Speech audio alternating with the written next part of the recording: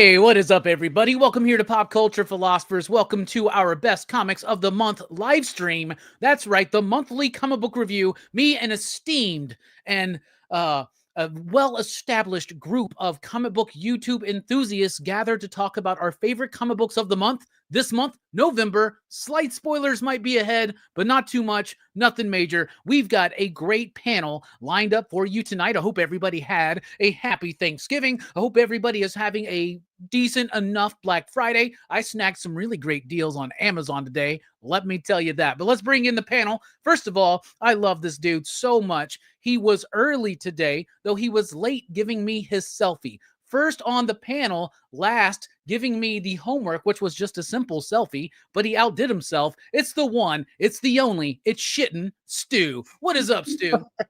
What is up, brother? Happy Thanksgiving to you. Happy Thanksgiving to the chat. Great to be here tonight, man. Thank you for having me. How was your holiday, bro? Had a great holiday, man. And, I was just telling you how delicious the food that my family serves is great. Yeah. And you're eating good all day long. Just always hanging out with the families. That's the best part, and then, how about them Cowboys? Hey, that's what I'm saying. Can't beat a Thanksgiving win, dude. That's the best. Check your Instagram, Brian. All right. Continuing on, introducing the panel, we got the main man himself. It's the one, the only. This dude deep fries turkeys for the entirety of the greater Nashville area. I guarantee you, this is Naked Nick. How you doing, buddy? Hey, I'm doing great now. We one of our Thanksgiving traditions is Bloody Marys, and so we're keeping the party going tonight, man. I'm glad to be here with you guys. Hey. Hell yeah. The next panelist does not celebrate Thanksgiving, actually, and he hasn't done so out of principle ever since he saw Adam's Family Values. It's the one, the only, Easy Dick Eric from Nine Panel Grid. What's up? I'm doing fantastic, man. Thank you for having me. While I don't celebrate Thanksgiving, I still do dress up as a turkey and tell everyone, eat me. So. I like that. Brian will be joining us as soon as he checks his IG for the link. If you need to, Brian, I can send it to you through Facebook or email or whatever. So we're talking about our favorite comic books of the month of November. I do think that November was a pretty solid month. Had some pretty solid weeks in it. Absolutely. I was going through the list and I was like, you know what? I'm pretty excited. I know also this is that time of the year that we're all sitting here thinking about our best of the year lists, right? And I was noticing as I'm writing some of these books down, same ones get mentioned every single month from me, from y'all. Cannot wait to do the year-end show. I know everybody does their own version of it, but I can't wait till we do our best of December and we get to reveal who is the Marvel shill of 2025. Yes, the infamous Marvel show. Yeah, I can't wait. That's what I'm really, really waiting for. All right, Stu, you're first here. I really appreciate that, man. I hope you I cannot believe I'm first, honestly. Yeah. Well, I hope you had a little bit of pumpkin pie with that whipped cream yesterday. That's all I'm going to say. So much pumpkin pie. I told you last night or the other night after the show, around this time of year, pumpkin pie turns into like a third of my food pyramid. So had so much. Oh yeah. Had a great Thanksgiving. All right. You know what? They should just do pumpkin pie filling in a can and you just eat it like pudding, Oh, just dangerous. That's right. But anyway, Stu, kick us off. What's your pick of the month for November? Dude, I'm going to go with this big swing we had at the top of the month. Ice Cream Man, Mortal Coil Shuffle. From the Ice Cream Man team, of course, W. Maxwell Prince, Martin Morazzo. This was just awesome, dude.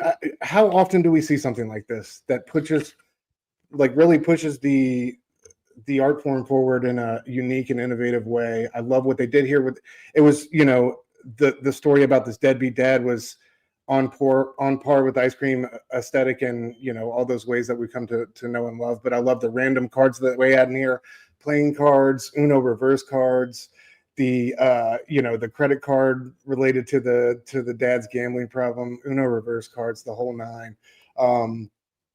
It was just, I thought it was just something brilliant, and though I thought that they could have done a little bit more in terms of like storytelling devices and cool surprises throughout the card deck, I still just loved the going for the gusto. You know what I mean? Like we don't ever get things like this. I feel like that truly switch it up. And like, I love how it's a one-time release. They're not going to reprint it or resell it. And I don't know, man. It was just one of those cool, unique moments of the year. And, we celebrated it on Naked Insights.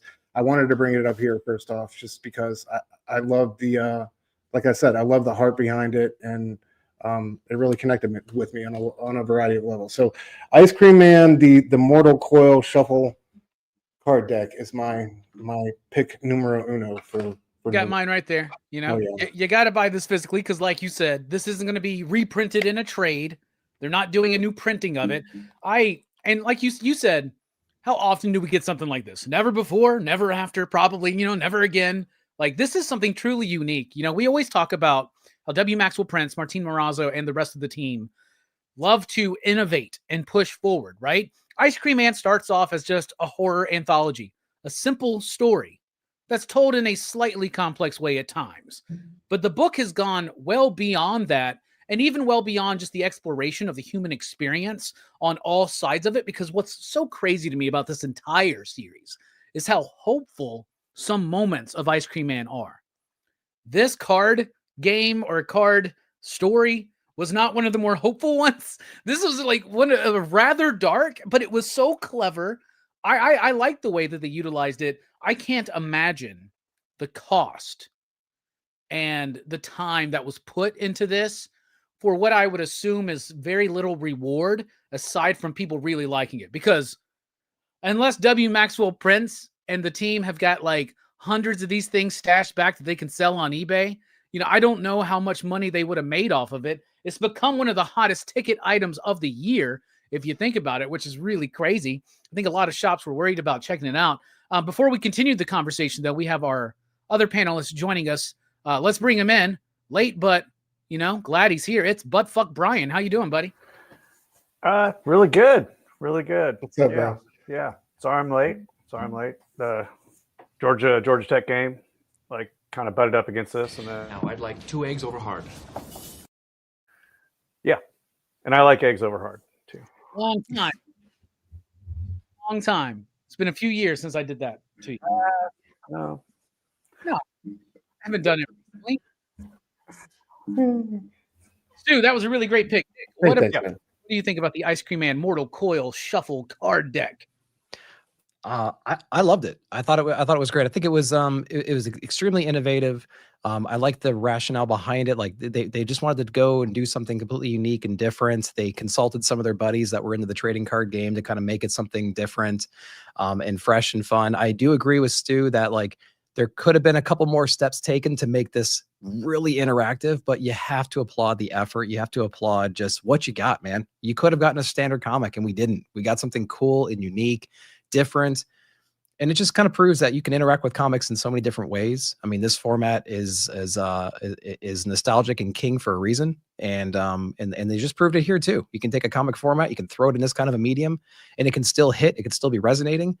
I thought they did a great job. So innovation of the year, I would say, for comics. And really great, just, average, which is better than normal, comic story with Ice Cream Man. It was perfect.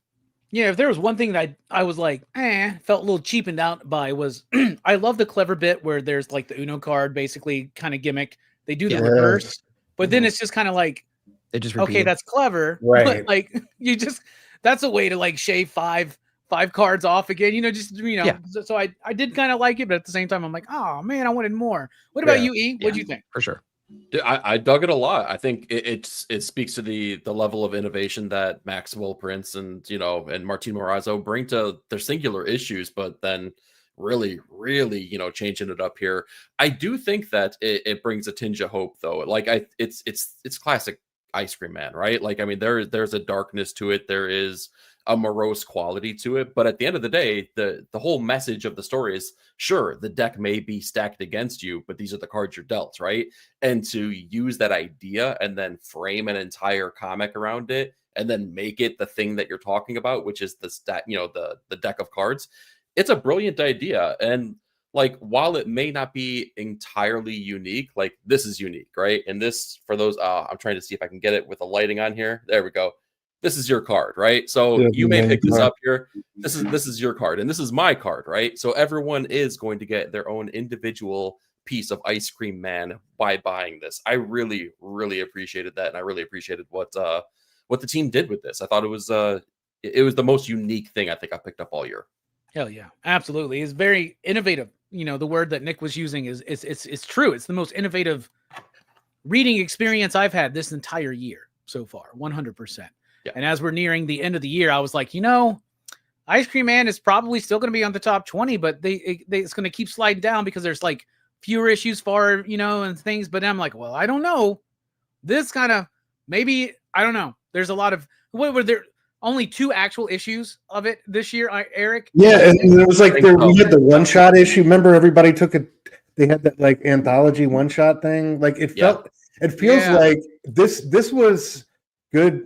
This was like kind of reaffirming for me because it feels like Prince got a little bit of his mojo back. It feels like he has been losing steam, or at least like losing the creative energy to make Ice Cream Man his #1 project. You know what I mean? And that's to be, I mean, Kryptonite Spectrum has been brilliant, but it also makes you wonder how much this card took out of the schedule, like this project, right? Oh, I bet it was a big undertaking. Yeah. True.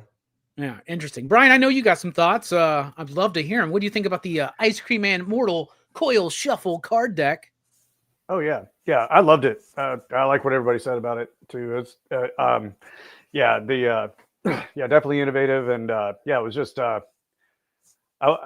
fun with such a tragic story might be a interesting way to put it, I guess. I don't know. I mean, you know, it is like those old tragedies where it starts off bad and just keeps getting worse, you know? So like it is, I love how on the flap on the inside, it says, you know, you can still not, you know, I don't know, last chance, you can still not read this or something like that. You know, I was like, that's you know, I thought that was funny, you know, to go along with it, but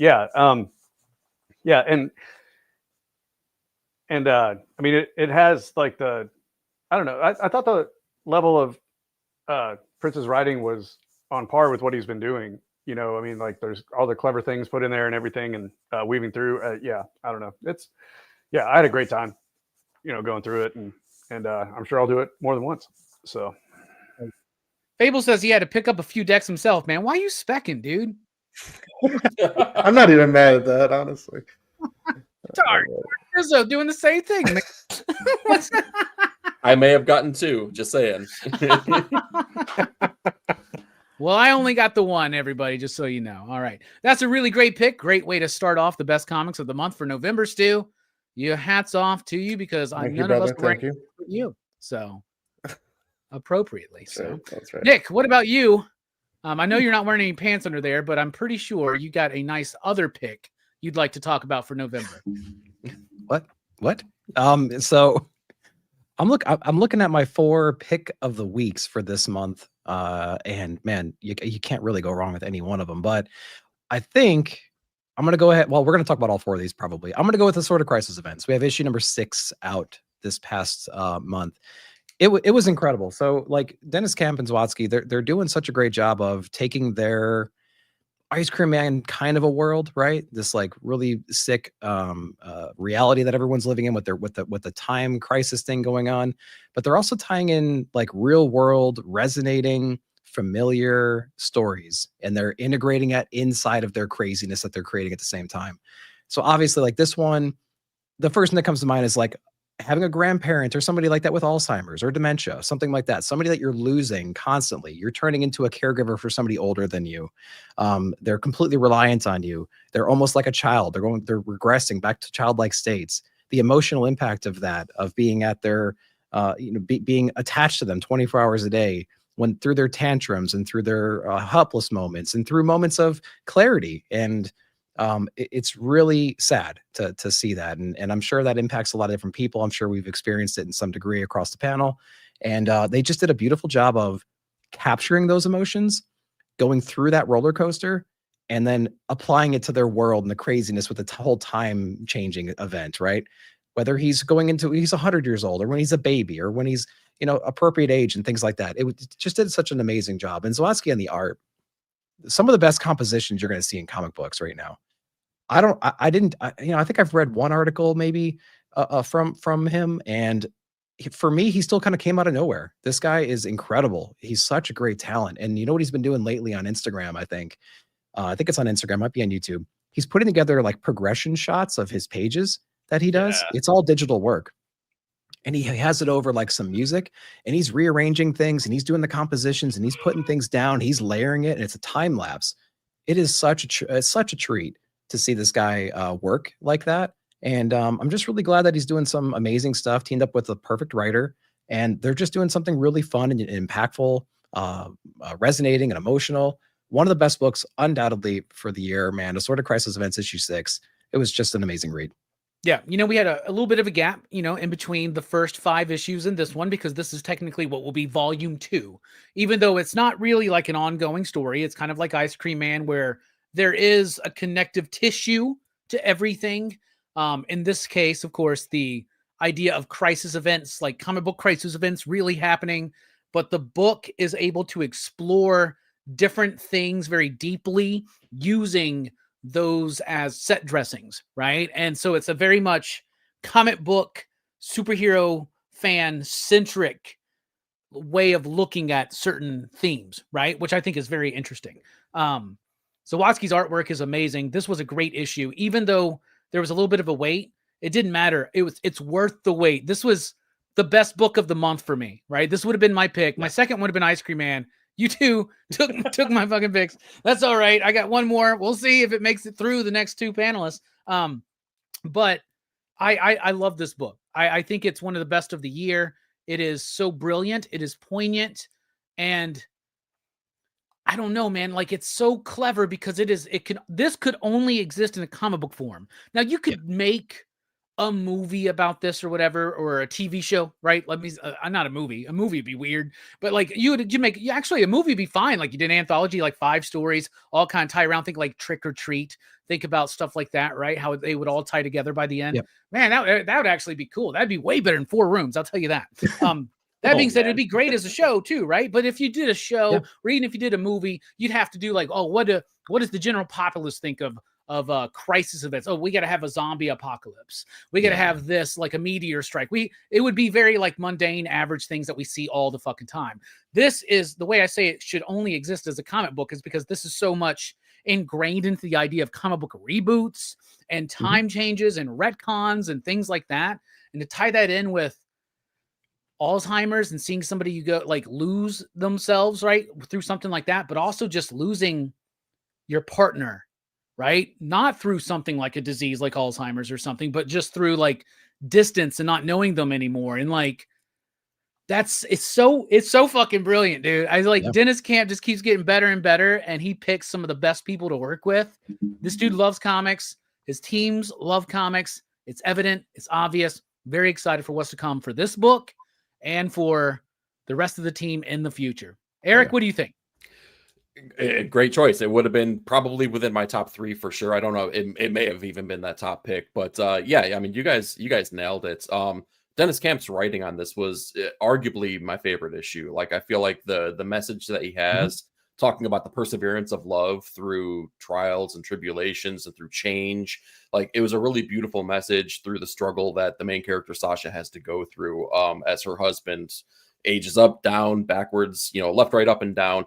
The thing I need to call out though, and it's kind of, dovetailing off of something that Nick was saying too, is Zawadzki's artwork is just impeccable. It is so good on this series. And for a person to like just come out of the gate swinging the way that he is, and seeing him on what he's doing on his YouTube, it shows that he's a real freaking student of the game, and he really understands how to make a compelling page throughout his layouts.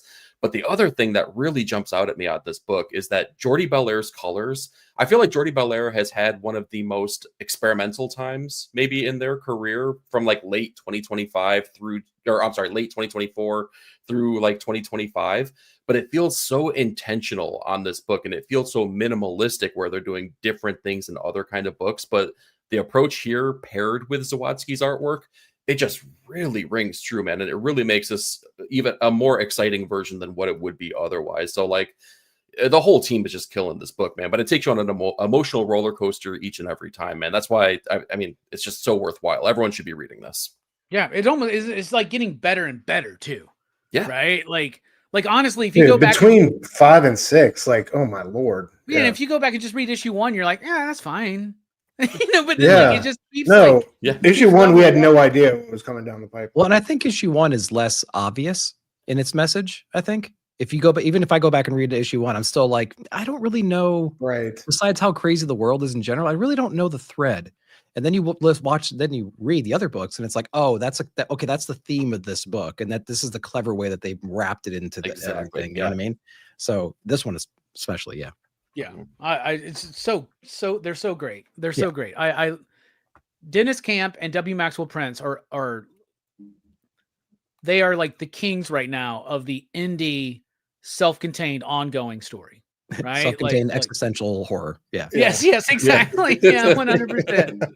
Yeah. All right, Alex Packnadell, the gauntlet's been thrown out. I feel like he's got it in him. What about you, Brian? What do you think about Assorted Crisis events? Yeah, that was at the top of my closer to the top of my pile. It's a very impactful story. I have some experience with the caregiving part, and it's hard, right? And it spoke to a lot of the things. Each issue of this story keeps, I think, ramping up and getting better. They're trying different stuff and everything like that. And I know we don't really know anything about the through line, but I guess that one guy just kind of shows up every once in a while, in every issue. And but the guy that's so dangerous that Youngblood was after him on their cover for issue number 1. Really? By the way, the best Youngblood cover was for Assorted Crisis events. I gotta check that one out. I missed that one. I thought it was a Power Fantasy one, but okay. Yeah, I agree. That one either. But but no, this is a great book. I of course I haven't read anything by Dennis I didn't like. I mean he's incredibly talented writer, and has a wide range of knowledge. I think there was one issue of the Ultimates where I was like, eh. Okay. But still 1 out of 18. Yeah. Exactly. And we still got 6 more, I think. Yeah. So, I mean, heck, I even love that run. But I think last time I was on, we were talking about this, and I remembered this book that I bought. I think it's Eternal, but it's Zawadzki from 2018. Oh shit! Okay. Oh wow! And it's written by Open that Ryan up, Lindsay. man. Yeah, Open let's that up. You can see some evolution in his art if you go from this to the. Oh, but his layouts are still, Interesting. Yeah, that line work still looks. Oh wow. Oh, that's way different though, right? Wow. Yeah. So, this one. If I remember, I bought 4 Kids walk into a bank like back around that time with some special edition, and it took them so long they threw a bunch of extra comics in there, and that was one of them. Oh, wow. So I didn't know about it. It came with that 4 Kids walk into a bank. So that's awesome. Yeah, I'll have to check that I out. remember when he was announced, I was like, I know that name, but it took me a minute. So well, that's freaking awesome. All right, so 2 astounding picks already that are at the top of everybody's list pretty much here. So we're telling you, if you get a chance, if you can find this for a good price, get the Ice Cream Man card deck, get Assorted Crisis events. You can jump in at any moment. There is a trade paperback of the first volume. I'm doing my little clip for Omar's channel, Near Mint Condition, for the best books of the year. That's going to be my pick, is the Assorted Crisis events volume 1 trade paperback. And I really hope that after they release volume 2, we get a deluxe hardcover. That's what I'm really looking forward to. That would be super freaking cool. All right, Eric, time for we've already got 2 great picks. Follow it up. I know you got some great picks, man. What's your pick of the month? I know the weight on my shoulders right now is really heavy. It's like, do I go Batman Deadpool? I don't know. It's really hard right now. Don't do that. Don't do that. No, let's yeah, right. Let's talk about the Sacrificers, because this issue threw me for a damn loop. Okay. I loved the way that Rick Remender really toys with our expectations in this book. Not just this issue, but the series overall. But the way that we left this is number 17. The way that we left issue number 16 really had us questioning the nature of what the character of Seluna was going to do. She had some choices that were going to be made here, and she's experienced things from a godly level, and she's experienced things from a very lowly level, just like with the people, right? And seeing how she kind of had to put the rubber to the road and make a decision at the very end, and we didn't know how it was going to play out. When we get this issue, it delivers us saying oh, okay, well, she sided with the gods. She would take the easy road, and she would rather have things play out in a certain way that we didn't necessarily expect. But in Remender fashion, he takes it and he twists it around on us again, and then he takes it and he twists it around on us yet again. Here, there's so many different avenues that this book takes, and I think it's the most beautiful part about this book is that you're able to see it from so many vantage points and so many viewpoints that it really makes you, I don't know, it makes you appreciate the nature of the storytelling that's taking place on this one. Sacrificers just keeps killing it over and over and over. And Fiumara's artwork, right? Fiumara's artwork is stunning on this. I can't even put into words how good it is, but trust me when I say it's like some of the best artwork that you're getting in modern comics right now. But Sacrificers really toyed with my expectations in a great way. Sacrificers was on my top 20 list last year. It's definitely got a place on it this year because I think year 2 of this book was even stronger.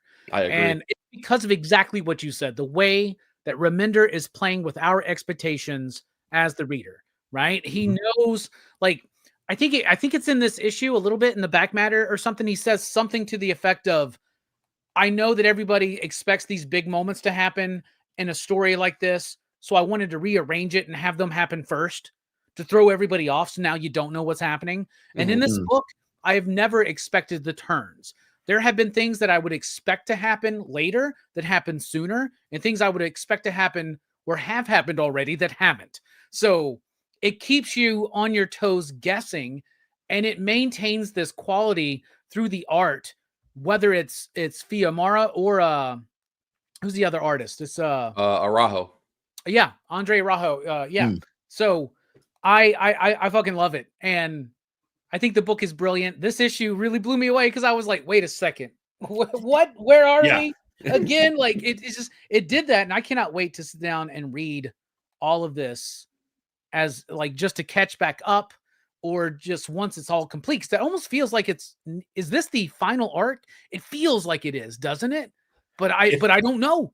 It feels like it, but I don't think it is. Because last issue felt like the final issue of the series. Yeah. Yeah. And then we continue on. So I love it. Sacrificers is a hellaciously awesome pick. What do you think about Sacrificers, Brian? I need to get caught up. I had to, last year at some point I had to stop for a little bit, and that was one of the series. Like, I guess I forgot to sign back up for it. So, like, Word. That took I a think break, there's so it 2, makes maybe sense. 3 trades out now. Yeah.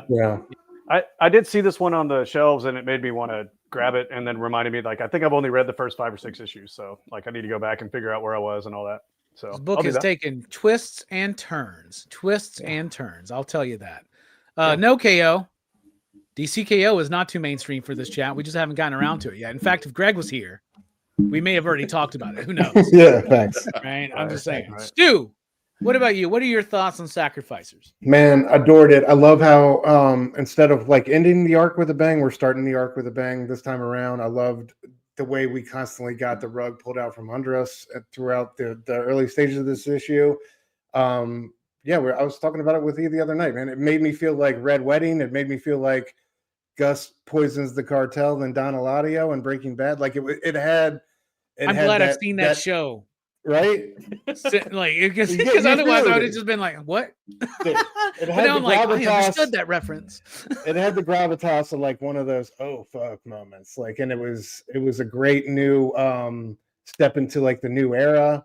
And I love the way it upended your expectations, played with like what you thought was going to happen, and then like I got to second what he said about Fiumara, man. Like the work, particularly he pulled off in this one with the death of Rokos and all those panels between Pigeon and Saloon. I just thought were brilliant. So I love some of those shots of just Rokos pleading with his daughter with no background behind him. It was just so beautifully staged. So he's done incredible work throughout. And yeah, I just think this arc has been amazing.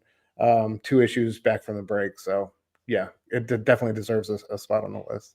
Oh yeah, we're gonna get an art change, I think, in the next issue. But what's crazy is that Araujo's artwork, who typically is very different from Fiumara's, really fits It does. in, It's wild. right? Like it's so wild, man. Like when they eventually release the inevitable compendium, because Reminder likes to do those. He's done one for Black Science. He's done it for Deadly Class.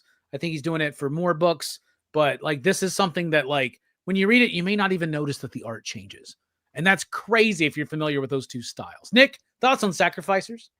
Yeah, I'll keep it short. It's awesome, man. I love that. I love that series so much. It's definitely a issue that relies on the previous 16 to deliver that weight to it. Yeah. I got to be honest, within a couple pages, I knew exactly what was going on, and I didn't care. I watched it unfold, man. I was like, she definitely did not take the bait. She is setting him up, all that stuff. And when it happened, I was not disappointed whatsoever, man. It was awesome. I can't wait. I'm wondering where they're going to go, though, right? So we kind of like save this world in a way. There's a to be continued. Are we going to go to space? Are we going to take on like other cosmological beings? Like that's going to be really crazy if we head like in that direction. I think that's where else can you go? That's where I'm wondering. They're going to go off to space, and out there is going to be a goddamn fucking coop with some duct tape around it, and it's going to be Tyrese and Ludacris up there just waiting. Where are you going with that? Family. Yeah. Great pick, Eric. It seems like we all agree with you, except for Brian, who is wanting to catch up, because I know Brian's a big Reminder fan. I know he loves Fiamara and Arahu's artwork. So, Brian, it's up to you now. What's your pick of the month? It's not an easy choice. There's a lot of them, but I'm going to go with the City Beneath Her #2. I adore Elsa. I don't know if I'm pronouncing it right. Charretier's art. It's like, I don't know. It's gorgeous stuff. And Jordi Blair on the colors in this series, like, is just like killing it. Really. I did have to go back and read the first issue because that was like a year ago at least. Yeah, it's been a minute. Yeah. So what I'm hoping is they already had a lot of 3 ready to go, but who knows? You know, because I think it's only 3 issues. But it's pretty tight story and everything like that. But I don't know. It's really well paced, and it's like thrilling in different areas, and then it hits like with these dramatic moments pretty frequently, and there's some good humor in it too. You know, I mean, it's like plus, is it Tynan? James Tynan? Yes. Yeah. I mean, I was realizing yesterday that it's like, I think it seems like I get 2 or 3 comics by him a week. I don't know. I mean, it's like crazy. Yeah, you know, all the things that he's got coming out. So Allegedly. Yeah, I would say Something's Killing the Children's written by AI right now. That's what I would say. I actually dropped that. I'm just joking. Like, I dropped that title a while ago. Me too. I'm just joking. Yeah. I've seen articles about it though. like people really? like thinking that he's using AI or whatever, and I'm like, I could feel that maybe, but not really. Like, I don't know, not really. But he's doing a lot of fucking work, dude. Yeah. The trick is he's doing a lot of co-plotting on some books, right? Like shit, one I actually fell out of just because, not because I didn't like it, but it just didn't. But what's the fucking book? What's the Frankensteinish book? What is it? The Oddly Pedestrian Life of Christopher Chaos. Oh yeah. Like, that's actually a really good book, and I just kind of fell out of it, man, because it takes too long to read each week. In fact, City Beneath Her Feet. That first issue came out, Brian. I made it I think I made it my pick of the month here on the show. Nobody else read it because they were like, "What's Distillery? We don't read that shit. You know, those books take forever to come out." I'm like, "Oh, you're the fool because this book's really good." Then it came out this month, and I'm looking at it, and I'm like, "Bro, I have no fucking clue or memory of what the hell happened in this fucking book." So I didn't read it. I just didn't read it, man. I was like, you know what? If I don't remember it, they're not going to remember it either. Yeah. I don't know. I thought this one was a good example of the colors, and it is a ditchy on lettering too. So, hell yeah! I remember really liking issue 1. I don't remember it, so I'll just wait till the this one hardcover does actually. out. Yeah, I don't know. Yeah, and this one does kind of start off with a gut punch that wasn't expecting, you know. But then it, like, I don't know, it's good. Distillery is a weird publisher, right? Because they do really good books, they do really good work, they got really great creators attached to them. Man, their books never come out. Yeah. They never fucking come out. So it's hard. Like, when we're talking about like graphic novels, sure, you know, you can sell a graphic novel or whatever, but like part of what builds hype for the release of a graphic novel is the initial week or month-to-month release, right? Yeah. And so if you can't keep up a monthly schedule, you're out of the zeitgeist of the average Wednesday warrior in the comic book shop, right? and nobody cares about a book that came out a year ago that just had one issue, right? So that's a problem I think Distillery needs to solve. Remember all the names that you know, and it was huge. We've seen a lot of projects from a lot of those people. We still haven't seen the Rom V book, for instance, right? Like, and I just don't trust that Distillery. I just trust that they will finish their books, but I just don't trust that they can capture my attention on their. In fact, maybe you should just release graphic novels then. Yeah. Right. Well, I know and that's just not typically some of these, like, they just dropped a #1 today or this week with Galactic, right? Yeah. And it's like 80 some pages. Like, chop that up, man. If it's like, how many, you know, Pete's in the chat talking about One for Sorrow, Jamie McKelvey. I love that book. That #1 was so fire. But I know it's going to be like another year. Oh, did they ever do another one? We're still waiting on #2, bro. And it's like, I don't know. So if that's the issue, like, chop it up or do something. Like, but because you have these great, like, there's been a number of Distillery #1s I've read and been like, hell yeah, this is good. But then it just falls into the ether and doesn't resurface for like another year. And then like we are here with City Beneath Their Feet. So I don't know. That's been the issue for me, just like y'all. So is that your thoughts on City Beneath Their Feet? Then, right? Unfortunately. Nick, what do you think? Your just thoughts on Distillery? Because I don't think any of the rest of us read this. So just thoughts on Distillery. I read #1 and loved it though. I'm in the same boat. Yeah.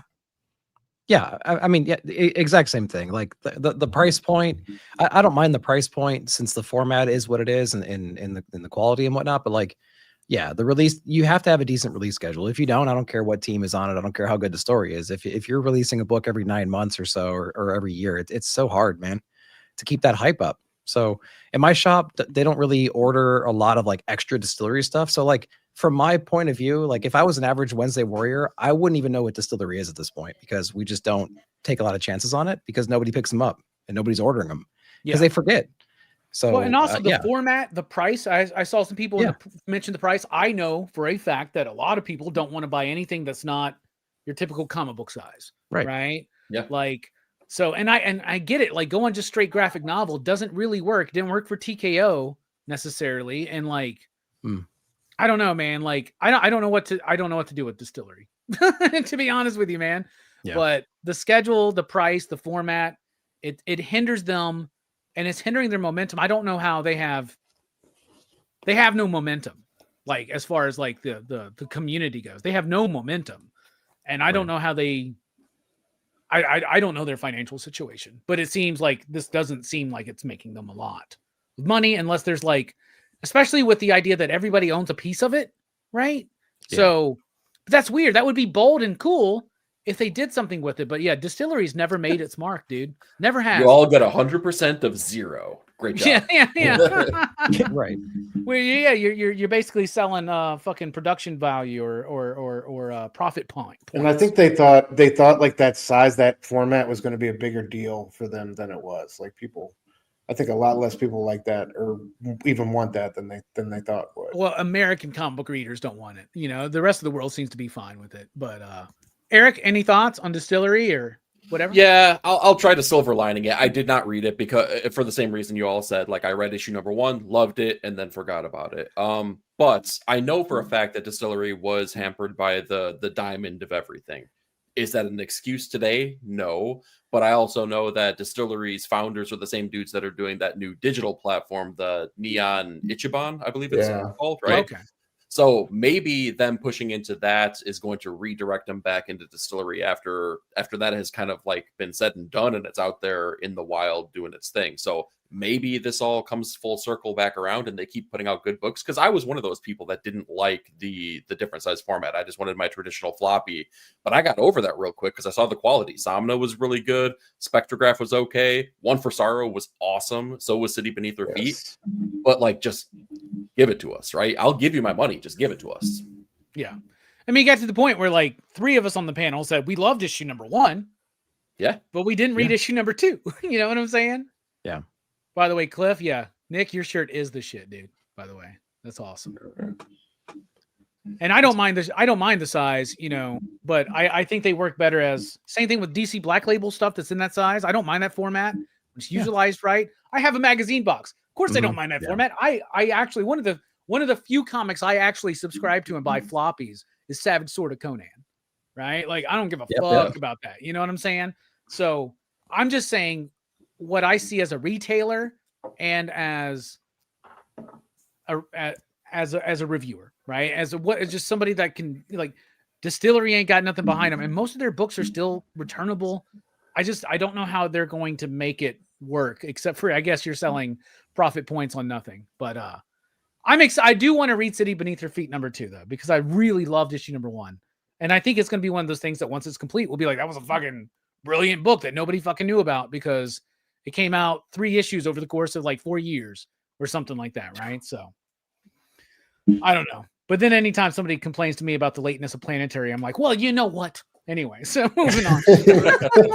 So true. All right. Hindsight's always 2020. My third pick actually has survived, and I'm going to go with a Fantagraphics release. I believe it got the smell of the week as well, but I'm going with Tales of Paranoia from Robert Crumb. This book is, I don't know when the last Crumb release was, but I think it's been a while. He's been working on this for a while. For the most part, it's I love how it's kind of like an homage to EC Comics a little bit, and it's broken up into little short stories, all mostly with the same theme, the theme of paranoia, but also him working out his COVID and post-COVID ideas, right? In comic book form. He's talking about the paranoia of thinking that the government's lying to him, that the CDC is lying to him, that people around him are lying to him, that science is lying to him. And a lot of people, because for instance, I have a my homie who works with me at the shop. He picked this for his pick of the week. He goes, I want to pick this for my pick of the week, but I'm just worried that people will think I'm an anti-vaxxer or something if I pick this, right? And that's not the point of the book, right? But what I do love is the freedom of exploration of these thoughts. And I love it from Robert Crumb in a way that he does. And my favorite parts of the book aren't even that, because here, if anybody's read the book, here's what I just painted this book as being like some kind of like COVID was a fucking lie and a conspiracy theory. That's not what it is, right? But we were all going through. Y'all remember that time? Dude, I was so fucking scared. I remember being out in the parking lot of my grocery store and visualizing the virus like floating around me. And I'm like Neo trying to fucking dodge it and shit. And I remember everybody's arguments. You should mask, you piece of shit. You shouldn't wear a mask, you fucking piece of... And I remember all that shit. I'm just like, I remember being confused and being like, dude, I'm just trying to do what I'm supposed to trust science. And there's an element, because of the culture war that everything becomes, it makes you start questioning things. And that's what Crumb is exploring here. But he goes beyond that. It's not everything is about that. My favorite bit in the whole book is his story of this really strange acid trip that he did one time, where everything was super shady and fucking weird, and he still doesn't quite know what happened. And I also just love how authentic and honest Crumb is still today, and still drawing fucking pages around anybody else, dude. Right? Pages around anybody else. To me, a bold, fantastic book that I loved from, to me, one of the preeminent, most important figures in comics. We all the time talk about, this is something that me and Brian talked about with Stephen Green, right? The idea of the big three: American comics, Kirby; European comics, Mobius; Asian comics, Otomo. Well, what about alternative underground comics? That's Crumb, motherfuckers. Crumb is the fourth part of that Mount Rushmore. I think if you really want to put it in, I love this book. I thought it was great. Stu, did you read it? I have not. No, I've not read it. Okay, Nick, this seems like one you might have checked out. No, I have it actually ordered. I haven't actually read it though. I would agree as far as the importance on just American comics in general. And I remember when I was at your shop, I bought that book of Genesis that he did. Yeah, the Crumb book of Genesis. It was so good, man. I'll remember that forever, man. Yeah, I'm really excited to get into it. It's definitely a book I was meaning to order. It fell off my radar for some reason, and yeah, I'll have to catch up next month on that one. Let me ask y'all this real quick, because he's always been a huge blind spot for me, and I know kayfabe, and I know he is a titan and like that in the industry. If you had like a good jumping on book, Crumb book to recommend, what would it be?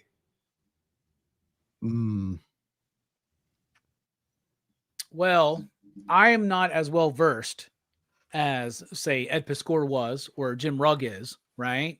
But I do. You can easily find Life and Death of Fritz the Cat, but I don't know if that's the one to do it. For me, it's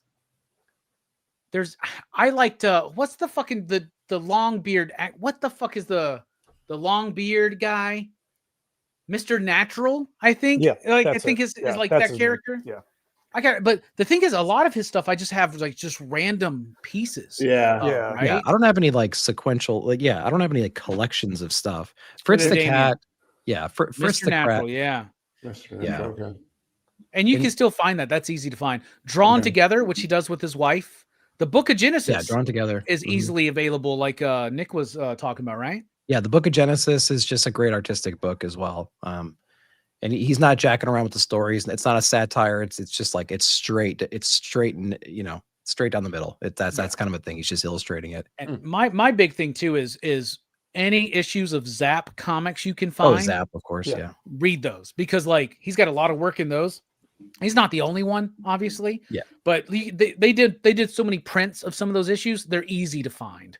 And when you're at HeroesCon this year, go to Jason's booth. What's his Cerebral Vortex? Oh yeah. Go to his booth and that's Yeah. where I bought all my Zap comics from that I have. I Yeah. think I have like 10 issues or something. Different varying prints. I don't have like first prints of the 01 with the famous cover with the dude with the light bulb up his ass or the rat up his ass, and he's got the light bulb going off in his mouth or whatever. Like, I don't, but I don't know, man. I would say Mr. Natural is something I would highly recommend. I feel like there's a third one that I'm missing though. There's Fritz the Cat. There's something else. There's Snatch Comics. There's Fritz, there's Natural. I mean, there's so many. Yeah. There's a lot. Fritz the Cat, which he had like ideas about the movie or whatever and wound up killing it. So I got the Fritz the Cat. I got Mr. There's a third thing I have out there though, and I don't remember what it is. Also, watch the documentary Yeah. by that's what I Terry was gonna bring Zwigoff. up. Yeah. Yeah, watch the documentary by Terry Zwigoff, That's a the guy who ride, man. directed Ghost World.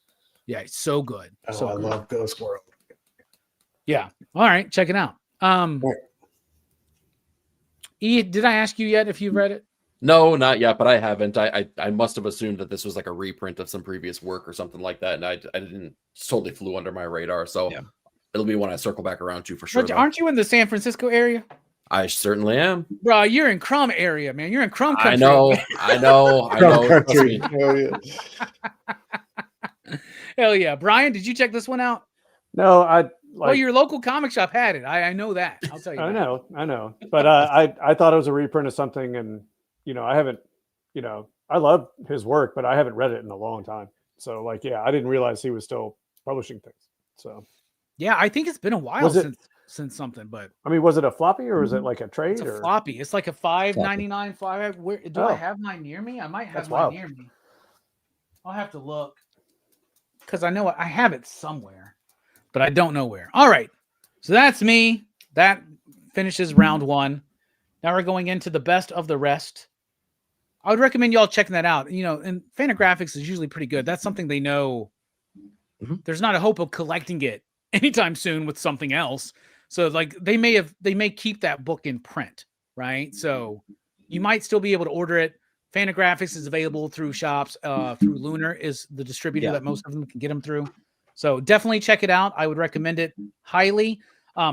Fantagraphics did do a complete R. Crumb series, but by the time I really wanted to get into it, most of them were out of print. So I don't have any copies of that stuff. I think there was like 20 something fucking volumes of it, dude. Holy cow. Dude's got a lot of fucking work, right? And even just a Google image search will turn you into a Crumb fan. I think, man. Seriously. All right, time for the best of the rest. Shit and Stew, what you got for number 2? You like that? That was clever. You like that? That's clever on a few that was different so levels. That's good. three-dimensional chess, bro.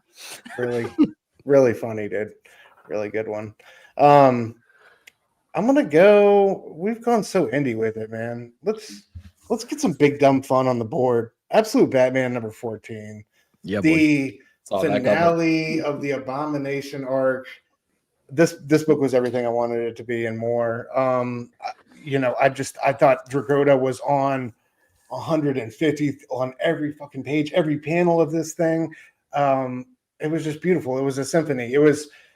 this Abomination arc has been one of my favorite storylines of the year, and I just think they landed the plane in such a unique way, but also really like kept the boot on our neck, kept our face to the fire at the end of it. It's still hopeless and like really desperate, but I just, the way they framed the Bane fight in the Veterans Stadium, I don't want to ruin it for folks, but just like all the big moments that we got throughout it, it was just beautiful. And also like how we started off with all those million little fragmented moments of, the friend group together and like, and like moments we've gotten in the past issues and stuff like that. This book has just been brilliant, man. It's just been, I can't like tell you guys how much I love it. It truly is, I think, my favorite book to read. I don't think there's any other book I'm quite as excited to read when it comes out, week to week as much as I am with Absolute Batman. And it's just it's a brilliant reinvention of the character. I think Dragota's just going to the stratosphere on this one, and he is not coming back. I love that they signed him up long term, and we're going to get to continue this ride, because if he's able to do more like 6-issue arcs like this, like we're going to have something truly legendary on our hands. But yeah, man, this one, Bane versus Bats, it was everything you wanted it to be and more. And it's still like ended it on a note of like really just really like awful, you felt bad for Bane in ways you didn't think you would at the end of this issue. And I don't know, the way this book is kind of like this and Absolute Wonder Woman, I think particularly have really carried that Absolute Universe aesthetic and feeling of like hope is the underdog here forward. I think has been brilliant. So this one was, had sky high hopes for it. It was everything I wanted it to be and more. This is why we do it, man. This is why we read comic books. It was so much fucking fun. Here's the other thing. Do you know this book was like 3 weeks late, right? Yeah, because they added pages and stuff. They added pages. Did anything feel unnecessary? It all felt so. No, they added pages, and we know how this shit works, and we know Scott Snyder's powers. He may have been able to get Dragata like a page rate, but like I guarantee you, Scott didn't take an additional page rate, right? Like I guarantee you, man. Like this book was late because they were like, this book needs some more room to breathe, and goddamn did it, dude. Big ass fight, lots of little clips, like flashbacks and shit, dude. When this book first started, I'm like, I get it. It's just something that's stupid. It's dumb, but it's kind of fun. No, this book has become a must read. It's one of the best books of the year, man. It really fucking is. And it's because of this Abominable story in particular, dude. And you remember when this Abominable story first started and we were like, damn, Bane's big. Yeah. This dude's like kaiju Bane, man. And it's just fucking badass. Dragata's artwork is amazing. Snyder's having the time of his life. We just got to talk to Josh Williamson, me and Brian, and he was like, yeah, me and Scott like to play this game of like, but what if this happened? And we just wait for somebody to say no. You know what I'm saying? And like, you wind up with this crazy ass fucking shit. Stu, this is your pick. Guide it on through. I got to go take a whiz, man. Yeah, man. I'll throw it to you, Nick. Do you read it? What did you think about it, brother? Yeah, it's one of those it's one of those books on a short list that as you're reading it, you just get hyped, man. You like physically can feel it. You can like walk around the room. You're like, oh boy, here we go. I cannot believe they started like that. In this issue, it took a little bit to build up to this point. And again, it's that anticipation, it's that build up, it's that progression that really makes these kinds of issues pay off too, So as a single issue, it's perfect, but like the context of everything around it really makes it shine. And I think the difference, what would you call it? The different stages of the fight. I'll just say it like that. There's a plan. There's an idea here that Batman has and all of his cast, right? There's a plan of attack. And like the very first phase of this attack, I'm not going to spoil it, but it's like over the top, dramatic. It has that Absolute vibe for sure. Like if you're reading Absolute right now and you're reading the annual and everything, you know how crazy this story can get. Man, they just seem to top themselves every single issue. So it's awesome. And it's got some of the best, like you were saying before, it's got some of the best single panels too. Like there are 3 or 4 or 5 separate pages or panels or whatnot that I'm like, is that the panel of the year? Is that the panel of the year? That might be the panel of the year. It's one of those kinds of books too. And you're right, man. On the top of the, if there's a category for stupid, dumb fun, man, Absolute Batman. That's the winner of the year right there. Hell yeah. E, how about you, bro? You reading it? What'd you think? Am I reading it? Yeah, of course I'm reading it. y'all know I had issues with Absolute Batman, particularly the beginning of this arc, and I had said like, what is the point of Bane here? How is this any different than what our classic Bane is? We got answers to my critiques and my questions, and I really love that we finally got to see what that true difference was. But it was like there was layers to that change. This issue had like Akira levels of excitement, which if you already know, you already know. But man, it was just like the biggest, boldest comic clearly that I've read all month. But what I really like about this, and it kind of answers Fable's question in the chat here, is Absolute Batman on the top of everyone's in the panel's absolute rank now?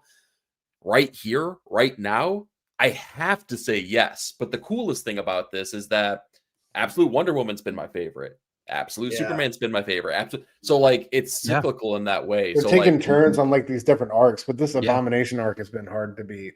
Yes, exactly. So, but that's the biggest boon of DC right now is that they just keep cycling through and like saying like, is this the best? Is this the best? Like if you're in the category of maybe this is the best, you're doing a lot right. And that's, I mean, you have to give kudos to everyone at DC and everyone in particular over the Absolute lines, because good Lord, are they just putting out good superhero comics that are exciting and different than what we've gotten traditionally. So yeah, this issue was a banger though. This was so freaking good.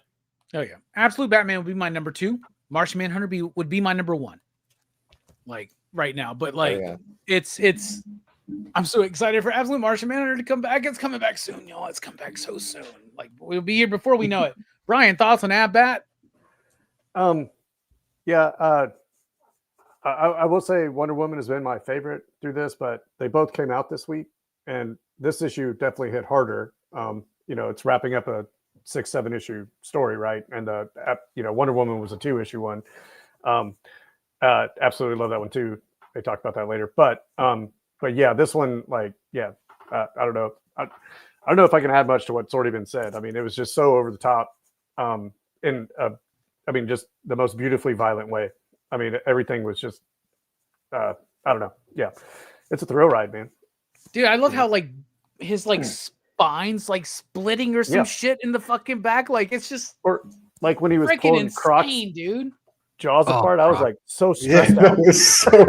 I was like, oh, he's gonna do it to him. Yeah, man, that was great. I love Alfred's narration too when he's like, this fucking guy. He's like, violence is like poetry to him or whatever. You know what I mean? It's just it was great. Like also, Scott Snyder knows how to hotshot this, man. He knows how to promote this shit, right? Like he's telling everybody, like, oh, first appearance of Absolute Bane. Oh, Joker, first the Joker's coming. So like issue number 15 might be the best-selling issue of Absolute Batman, period, dude. Because like I've had so many pre-orders for so many variant covers and shit like that. People are ready. And I'll tell you this, if anybody else ever came up with like, hey, we're doing a new interpretation of Batman. Here's our Joker. He's this crazy demonic like demon figure. Everybody be like, that's so stupid. What are you doing? I'm not buying that. Everybody here though is like, whoa, let's get excited, man. I'm like, let's go. It's bringing excitement into comics. Dudes, I cannot keep this book in stock. I am ordering at my comic shop, man. The most I order of a trade might be 5. I'm ordering this by the fucking 30s right now, dude. Wow. You get what I'm saying? Like it sells that fucking quick. That's awesome. And it's all to young people who read the book. And that's really cool. What a great pick, Stu. There it is. I found it, by the way. There's Tales of Paranoia. I wanted to spotlight a little bit of this. Some really cool stuff. This is a very old man. It looks like a very wordy comic. It is, but trust me, it's worth it. Worth checking out, worth reading. That's the very worst LSD trip I ever had. It's a weird story, dude. Like, it's so freaking cool. There's a story about the deep state woman. He's got like aliens, UFOs. It's just about Robert Crumb being paranoid. Look at him right there. That's him. Do you see what I'm saying? Like, this dude is just like, how old is he these days? Bro, he's got to be in his 70s or 80s, right? Yeah. So he's up there. He's up there, and he's still fucking working, dude. That's awesome. You see the homage to, dude, I could smell the comic when it went right across my fucking, oh, so good. And do not be scared of things like that. Like, don't worry, man. It's easy. It's going to be fine. It's going to be fine. It's going to be fine. Nick, what's your next pick? I'm still staring at least a couple, like, just insane books. So I'm trying to figure out where I want to go. You know, I'm gonna celebrate a series that just ended. How about that? So we're taking everyone down with us. Issue number 6.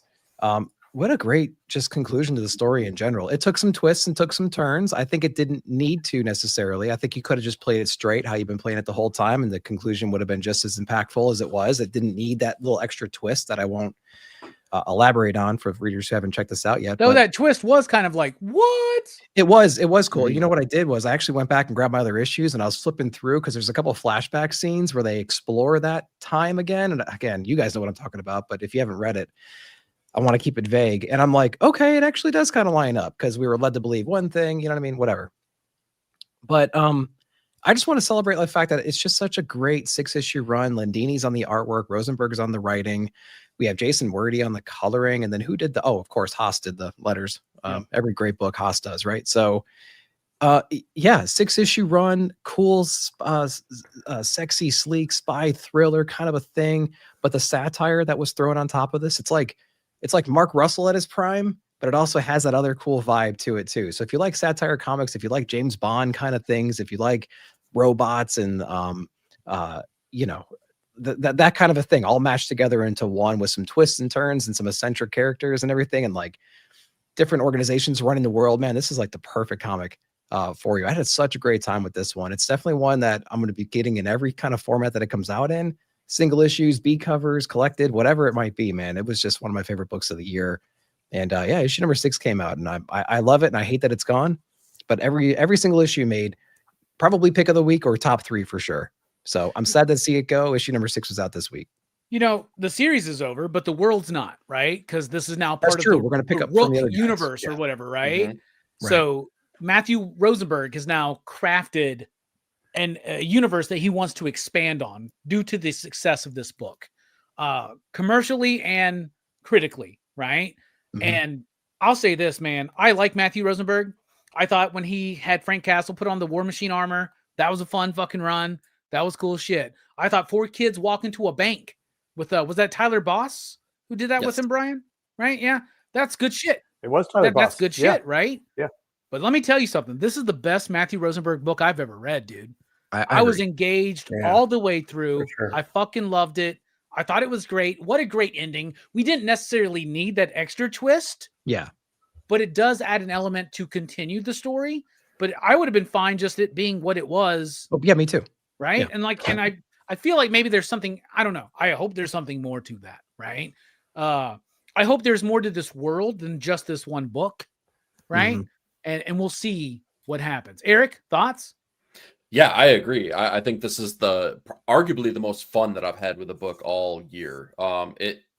Matthew Rosenberg has this really great way of just like hitting all of the emotional triggers to make something really exciting and fun to read. And he knows how to play with it, like on the single issue format and throughout the story arc itself. Like, I feel like describing this book is like that Stefan SNL sketch, right? Like this book has everything. It has train explosions. Yeah. It has robots. It has amputees. It has, it's just everything. It's like, it's so fun, but Rosenberg makes it like he heightens all of those things to like a fever pitch, right? When it's funny, it's really funny. When it's action packed, it's really action packed. So like it's like an adrenaline rush every single page flip. And that's the part that I like really enjoyed so much about this, but it is. Yeah. It's like, if it's not Rosenberg's best work, top 3, right? It's top 3. And it's like, it's got to be teetering on that number 1 spot between that and 4 Kids Walk Into a Bank. But yeah, it was stupid fun. Like, I just loved this book so much, and I can't wait to come back because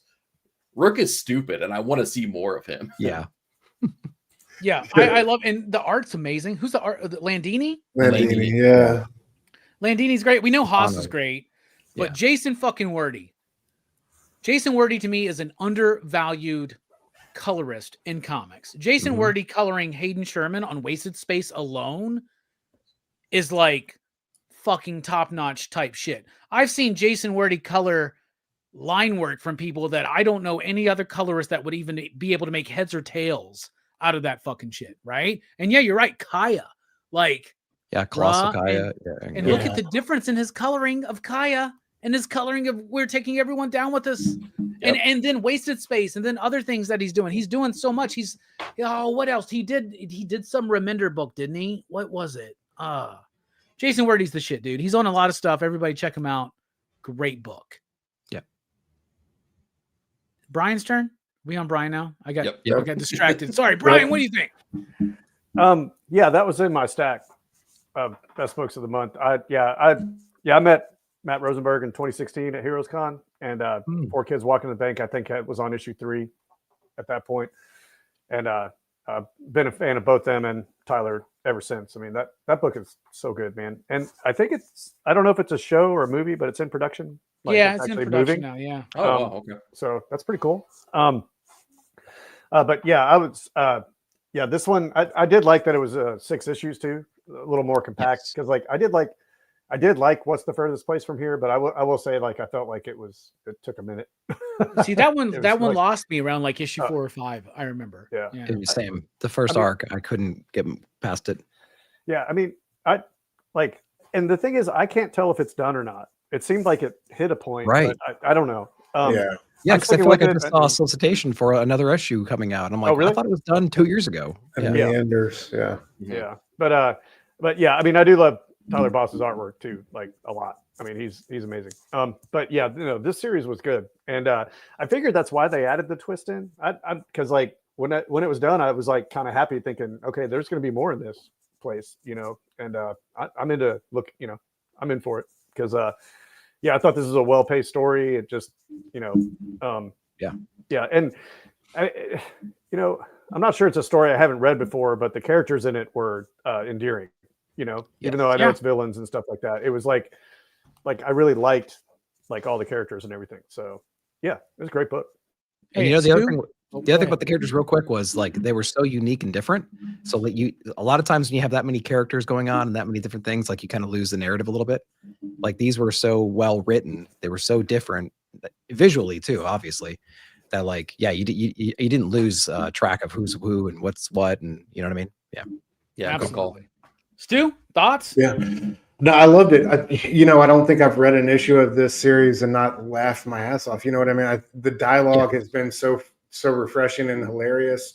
I love that we got to see Project Starfish in action in this issue, in the best, most brutal way in some cases. But yeah, dude, like that bit at the end, that sequence between her and Rook was just like, man, that was just so well written. I love Rook getting away on the old school jetpack. Like I love the elements of like that old school 50s get smart like spycraft that it has to it, but it's also very like very nuanced and smart and hip in like its dialogue and what it wants to say. So yeah, and I think Landini has been one of the breakout artists of the year. I really do. Yeah, I think he's done incredible work on this one, and I think there was a couple pages on this one like that shot where the robot blocks the shot on the girl and stuff like that. Like there are a couple of like really, really great pages in this one in the finale. So yeah, I got to shout out Nick, man. Nick's been a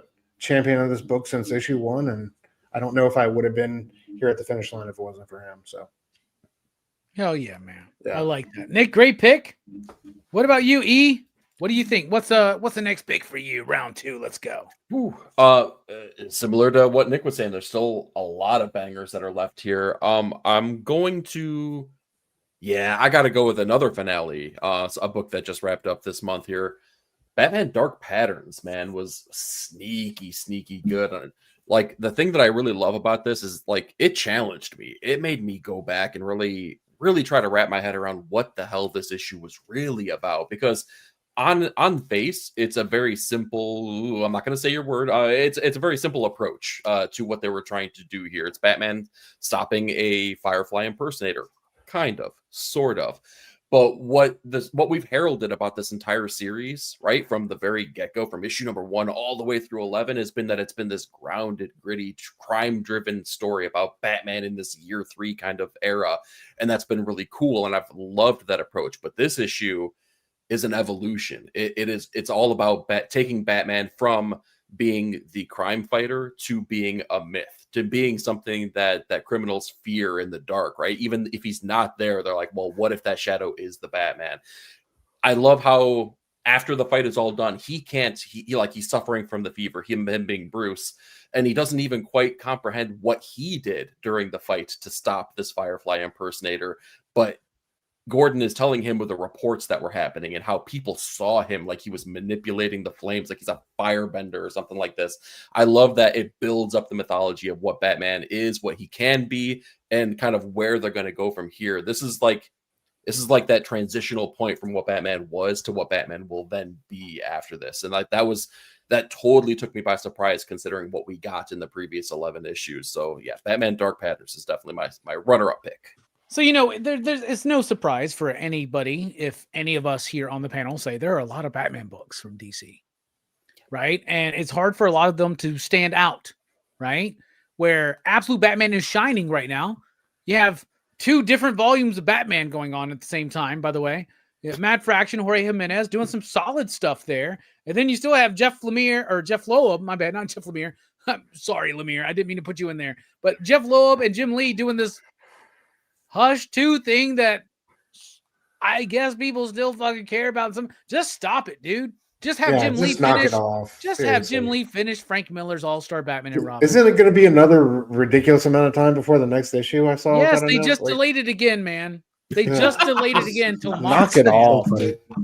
I think the first trade paperback of Fractions run will be out before Hush 2.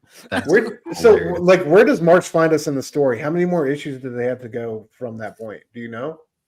Are they in like the midway point or something? This will be the end of Hush 2 because I think they've decided Hush 2 is now 6 issues and the next 6 issues will be Hush 3.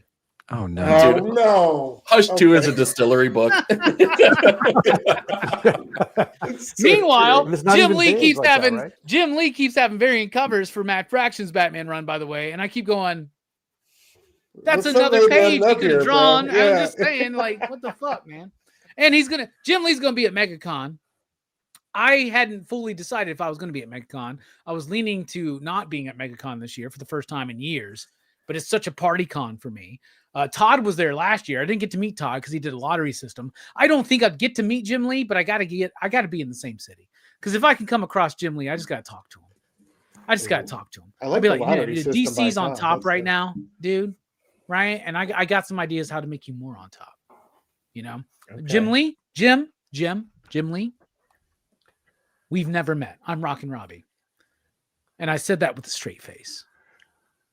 You are jaloping Jim.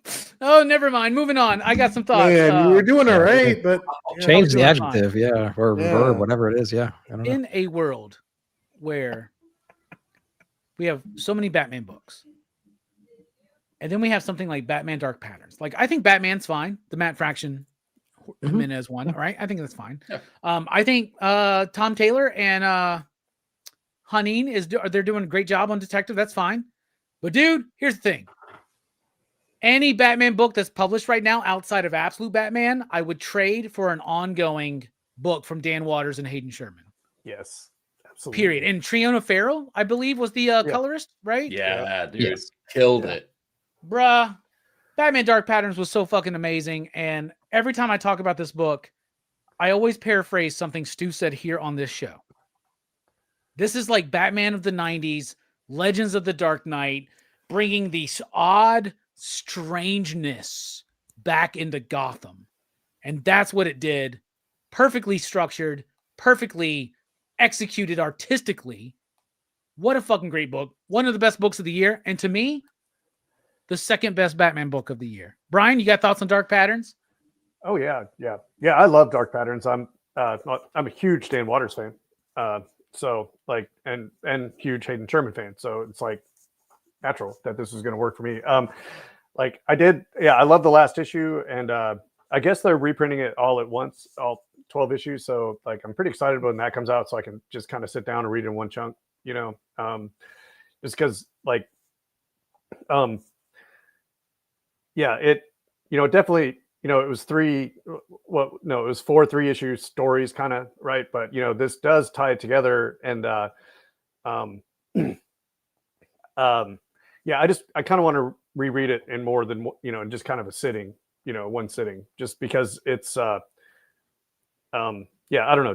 Dan writes at a high level too, so, and it can take a minute to let his stuff soak in. But because honestly, it's when you have an artist like Hayden Sherman on a book, this happens with several for me.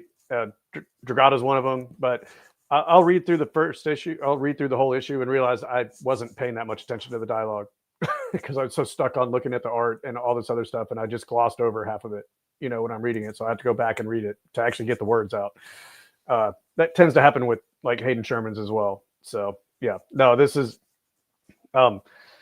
this every time when I saw this one was coming out, I was super excited. Yeah, I mean, it's a great series. I did get a couple of pages from Hayden on, I don't remember which issue right now, but it was during the was the Scarface one. Oh, nice. Where the building was locked down. Oh, that's right? Beautiful. Yeah. Where the whole building is like Scarface. That now. was, Yeah, that was my favorite Fucking art. cool, dude. Yeah. Hold on, It was so cool. You got some original art from that? Yeah. Oh, I that's got 2 awesome. pages. There's one where Let me tell you something. We all need to like fuck a con. Well, you could time this with the con down here if you wanted to, but fuck it. Like, just we all need to gather together in some location. And Brian just bring a bunch of his fucking shit because you guys would lose your shit over Brian's original art, man. He's got See you in pages April. from some of the best, man. We'll be there in April. See you. Okay. Yeah, we can do it. Yeah, I was pretty excited about that one because it does have Somebody's got to film that though and cut it together. Yeah. Like five dudes Yeah, if only jerking there was off a over YouTuber comic gonna book be art. there. Let's go, man. Right on. Yeah, but no, it has the was his name Wesker? I can't remember. Yeah. He's behind Batman holding the box with his tongue in it. Oh yeah. I love it, man. Okay, yeah. That's 'Cause, awesome. Yeah, I don't want to go on too much, This but I did get a motherfucker's Wonder got a Woman cover for Agent of World by Philia Bertukin, for instance. Ooh, Agent of wow. World 3. I remember when you bought that, I was like, bruh. Yeah. And we were like, how is it this size? Yeah, it's We're tiny. like, what? It is super tiny, and with all that He just did detail a in it. SWAT with all Cats that cover. pencil work. Oh, I don't know wow. if you guys Yeah, have yeah, seen yeah. it. He did a all his- SWAT Cats cover just recently. Who gives a fuck about SWAT Cats? But the look up Bertukin's SWAT Cats cover. It's insane, dude. It's absolutely insane. Yeah. So, are you done bragging about your original art collection now, Brian? Yeah. Okay. Yeah. No, Because I just attested. great man. pick. I just attested. Yeah. I just attested. Oh, Jim Man still he's still here spiritually, bro. Still is. It's a holiday, man. It's a holiday. Come on, man. Come on. Where are we at? Stu, what do you think? Dark Patterns. I know you got thoughts. Well, first of all, thanks for shutting me out on the review, man. That was very kind of you. Yeah, I do love how it's brought the weird noirish. I think he said it best though. It's brought the myth back to Batman, and it's every arc has been highly engaging and entertaining. It's incredible how they've wove this thread through all 4 arcs and really brought it home in this way. I think what Sherman has done here in terms of like really revisiting the Batman of old, like the noirish pulpy Batman, the Batman of the comic strips and stuff like that. Like I love that. I love that one issue we got where it was like a bunch of newspaper articles. But here, like the culmination of things, I think has just been great, and how it builds on top of like what's fact and what's fiction with Batman and Gotham, and how they perceive this character and how he interacts with the population. It's just, and you can see like his lessons learned, with Paradelia. He was wondering if he should have even got involved. And now here, kind of overcoming all the things that he has going on to be there for his city, really be the hero that he need, and do something almost like supernatural in the process. I thought was like a great summation of the character and like everything we've gone through in this series. So I think, like you said, man, it's been a beautiful year for the Bat. This has been one of the best. And between like, Sherman, I think has really put himself on like the top tier of comic book artists today between this and Absolute Wonder Woman. I mean, the work they are doing is truly something special and innovative. And I love how they're, these stories feel like they're from the 30s or 40s, but like what they're doing with the page design and storytelling devices, I think is just brilliant. So this one definitely deserves to be on the list. And one thing I know is I can't wait for the collected. So, yeah. Go ahead. One thing I was going to say is I want one of 2 things. I want Dark Patterns Volume 2. Oh yeah. Or I want Detective Comics by Waters and Sherman. Yeah. That's what I want. And Detective Comics would be the perfect book for this structure. And Dan Waters, Eric, you brought this book up. You brought another book up earlier, Sacrificers, talking about playing with expectations. Dan Waters did that in Dark Patterns as well.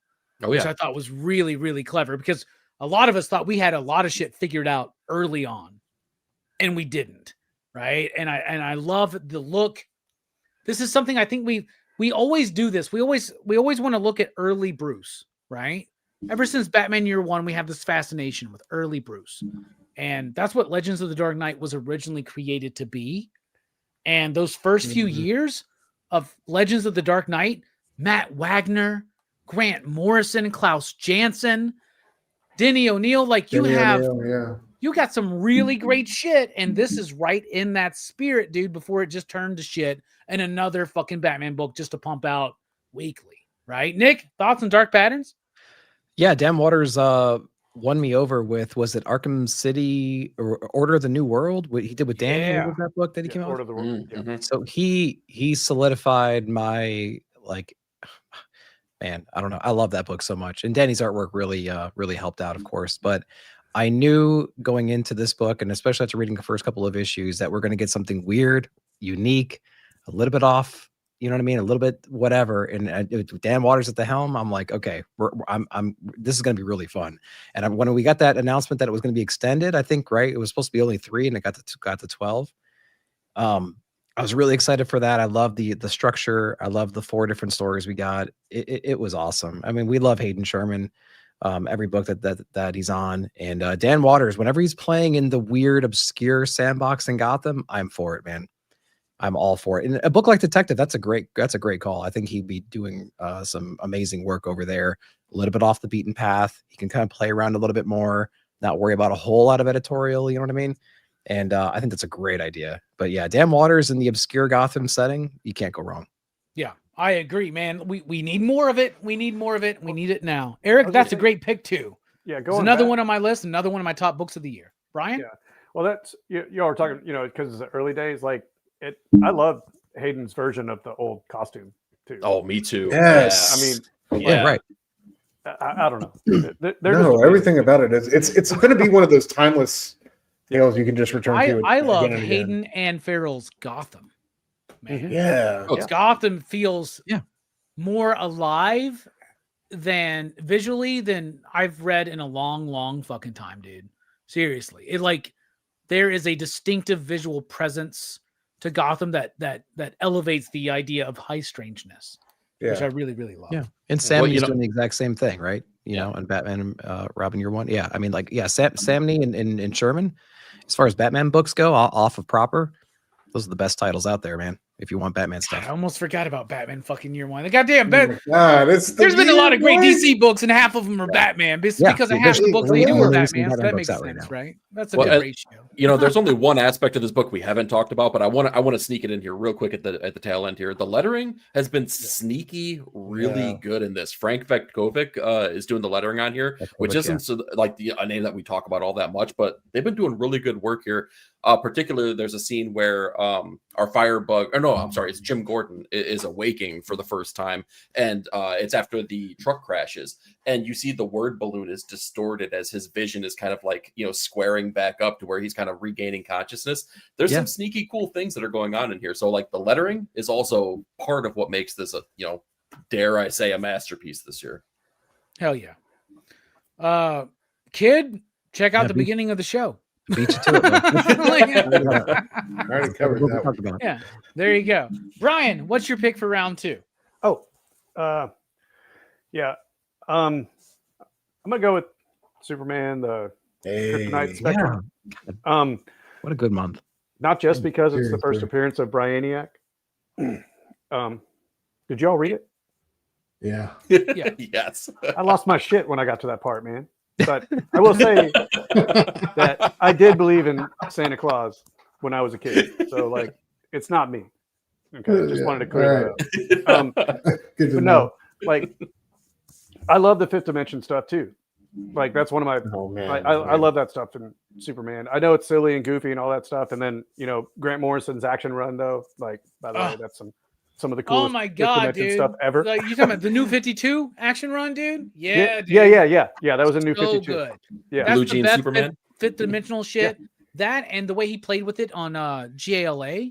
Oh my goodness, man. Oh yeah. That's right. Somebody yeah. just tagged me on a thing. I got to respond to that actually. Somebody just tagged me on a comment on Facebook where they're reading JLA by Grant Morrison for the first time, and they're like, my "Holy Lord. shit, dude! Wow. This motherfucker just moved the moon!" And I'm like, "Yes." One of the best He was runs. Electric Superman too. It was great, man. It was so Yeah. fucking great, dude. And I get jealous when people like, reading that stuff for the first time, like 30 years Same. ago. I feel the exact same way. Don't we wish we could God. Men in Black us and just reread shit Yes, for the first time? like the first arc, like when Batman put up the "I know your secret," I was like, "Yo, Yep. And that was the first time Grant ever wrote Batman going, "Huh." And like now everybody does that, man. Yeah. But what I favorite- love about Grant's work is that like so Damian has the same type like tick, but instead of going, he goes, It's yeah. Like I love that shit. Yeah.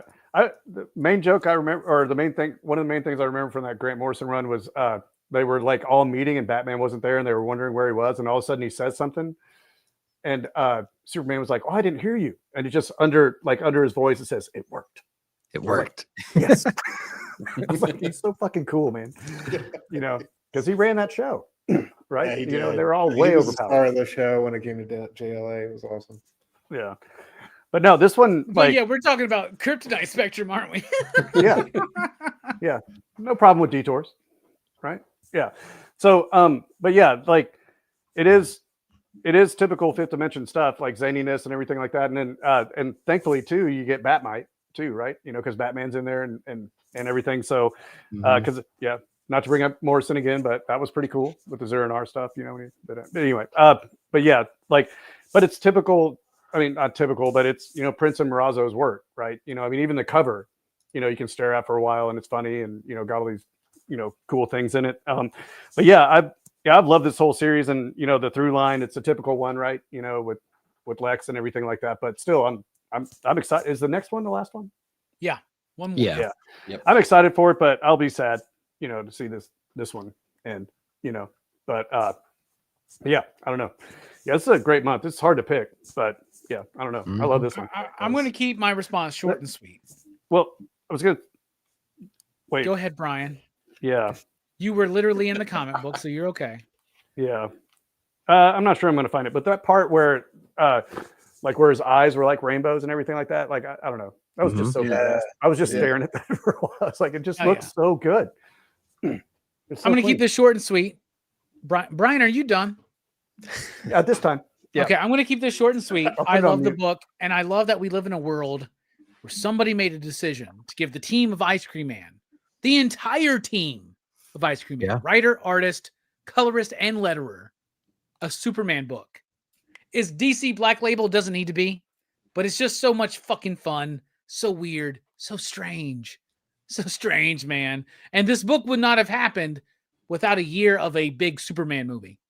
So thank God for James Gunn for allowing this to actually happen.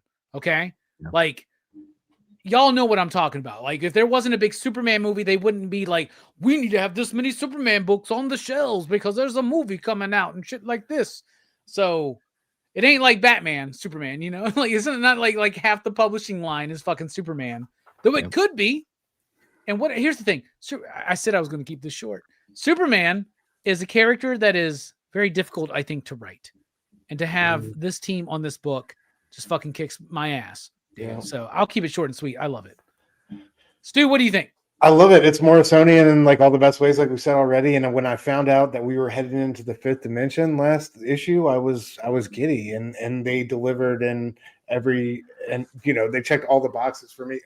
I love like the how-to page on how to avoid spaghetti, getting spaghettified or whatever, and we brought back the drawing part with Billy Batson, and I just love how this book keeps, like Morrison was able to do, it keeps that like sense of like Silver Age fun about it. And like when we got Cal Elf, I was like, of course, that's his name. Of course.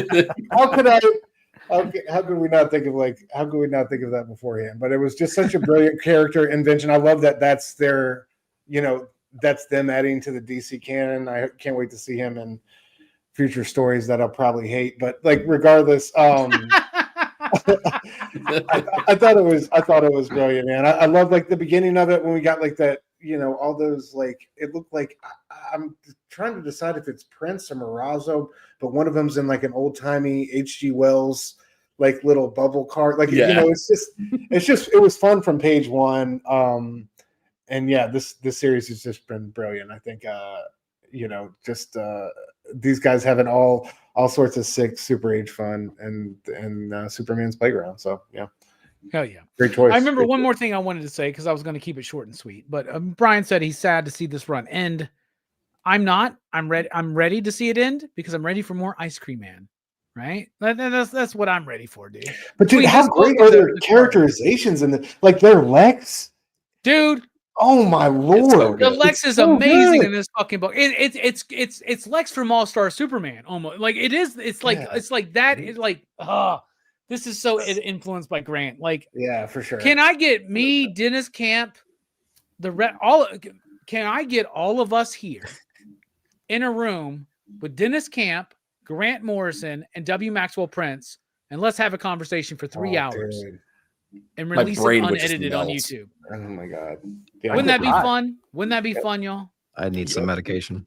But yes. But like, Morazzo's designs too. I mean, his design of Dr. Fate, just Dr. Fate, yes, this brilliant. Is such a clean page, man. When I the turn coloring it is beautiful. Show that again, man. Sorry. Yeah, look at that. Is it blurred? No, there we go. That's sick. Yeah. That's Nick, so good. what do you think? Gorgeous. I think it's great. I mean, this creative team, their sensibility on top of this kind of character, I think it's awesome. I'll say the opposite. I'll sacrifice with Assorted Crisis events as an ongoing. I'll sacrifice a couple Ice Cream Man. I'll sacrifice a year of Ice Cream Man if we get more stuff like this. Let them play in other sandboxes. Bring their same sensibilities with them. Flash. Bravo. Oh my god, Flash. They did like little minis here and there. Do the Trinity. I don't care. Do the Trinity. I don't care. Yeah. Figure it out. But like, oh my god, man, I'm having such Oh my a good god, time do with I it. love W. Maxwell Prince's Batman? yeah. Oh, I know. It's so good. He could Mark Russell this shit and he can do the Trinity. Now that we already have Batman, he can go into a Batman story and create a 6-issue run or a 5-issue arc or something like that. Then he can go into Wonder Woman. He can figure this out. But I'm having such a good time with this. I can't wait. I'll get the hardcover. I hope they do some cool deluxe stuff. Love it, man. Good pick. Yeah. It's so great. I would want this team to do Flash next, man.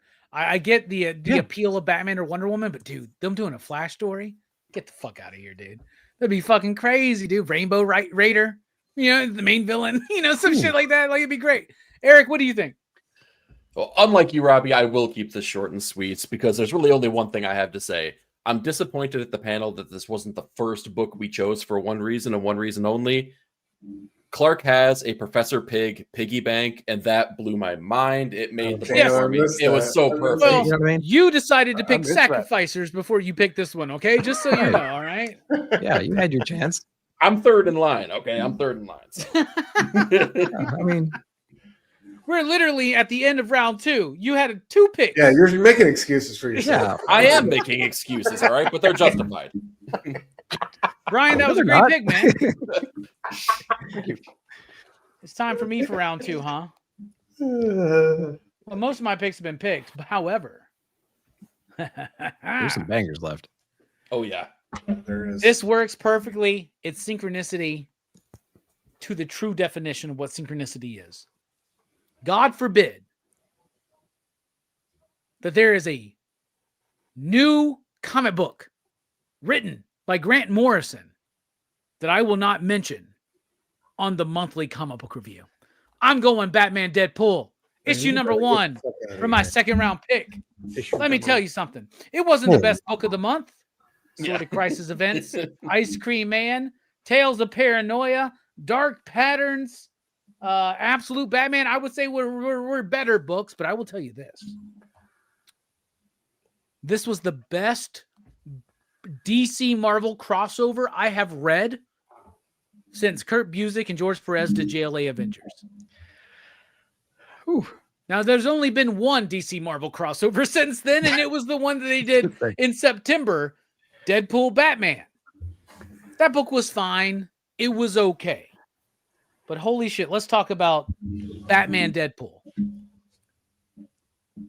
First of all, the backups in this one were way better than the backups in the Marvel one. Some of the backups, the Marvel one, were just pinups, by the way. I don't know if you know that, if you remember that, but that book was hyped, but a little bit lackluster, in my opinion. Here, Tom Taylor, Bruno Redondo doing Nightwing and Laura Kinney Wolverine. Solid story. The only problem is Bruno's artwork wasn't spotlighted enough. There were too many pages of people standing and talking, especially with when we talk about the elegance and the memorability of Taylor and Redondo on Nightwing. We remember those 2 issues that were very much set up to be a voice for Bruno Redondo's artwork. Mm-hmm. I wish we would have given him a little bit more to shine here, right? The Harley Quinn Hulk book, that was fine. That was fun. It was fine. What was the Miss Marvel static one? That was fine. That was fine. But holy shit, dude. Josh Williamson, James Tynion, Scott Snyder with Hayden Sherman doing Strange and Constantine. Yeah. That was actually really fucking cool. Yeah. That That might be my favorite 8-page story ever, man. It was really so cool. cool. It was really cool. And I'll tell you this, when we had Josh back on the show, that was the first thing I asked him was about that book, about that story. That story was fucking amazing. And it made me go, holy shit, does Hayden Sherman need to do a Doctor Strange book? Yes. Get the fuck out of here. Marvel, get your shit together. They would be raise your page rates. Do whatever you need to. Holy shit. You are Marvel, you're missing the fuck out, man. Yes. I feel like we need to have a whole conversation about what publishers got it right in 2025 and what publishers got it wrong and where to go in the future. If anybody's down for something like that, let me know. I think I got space in December. I think that'd be a good hour or 2 conversation. If you out there in the chat want to see something like that, I actually would like that. I feel like is an important thing to talk about. That being said, the main story. All right. So I don't want to just compare this to the Marvel release, but it's kind of important to it, right? Marvel does Deadpool Batman, sells crazy, one of the best-selling comics of the year, if not the best-selling comic of the year. I don't think we got final numbers from this one. I think the numbers were higher on this one, right? But what's interesting to me is that the audience doesn't really understand that this is a different book, right? So I feel like we as YouTubers and as retailers, as fans, it is up to us to make sure people know that this is a different book than the one that released in September. Zeb Wells, Greg Capullo. All right. Marvel, you get to do Deadpool Batman. It's time to hotshot. Put your best books out there. Put your best work out there. Greg Capullo, that's a good choice. Zeb Wells, who the fuck chose Zeb Wells, right? Over at DC, they choose Grant Morrison and Dan fucking Mora. Right. All right. Let's talk about Dan Mora real quick. Dan Mora fucking killed it. Again, this is the dude who literally goes, in a recent interview, said, you know what? I'm only going to do one ongoing in 2026 and maybe a mini series because I want to really focus. Bro, what's Dan Mora look like when he's able to focus on one book? I can't wait to fucking see it because the artwork in this was dynamic as fuck, dude. It was exciting. It was exhilarating. It was amazing. And Grant's story, get the fuck out of here.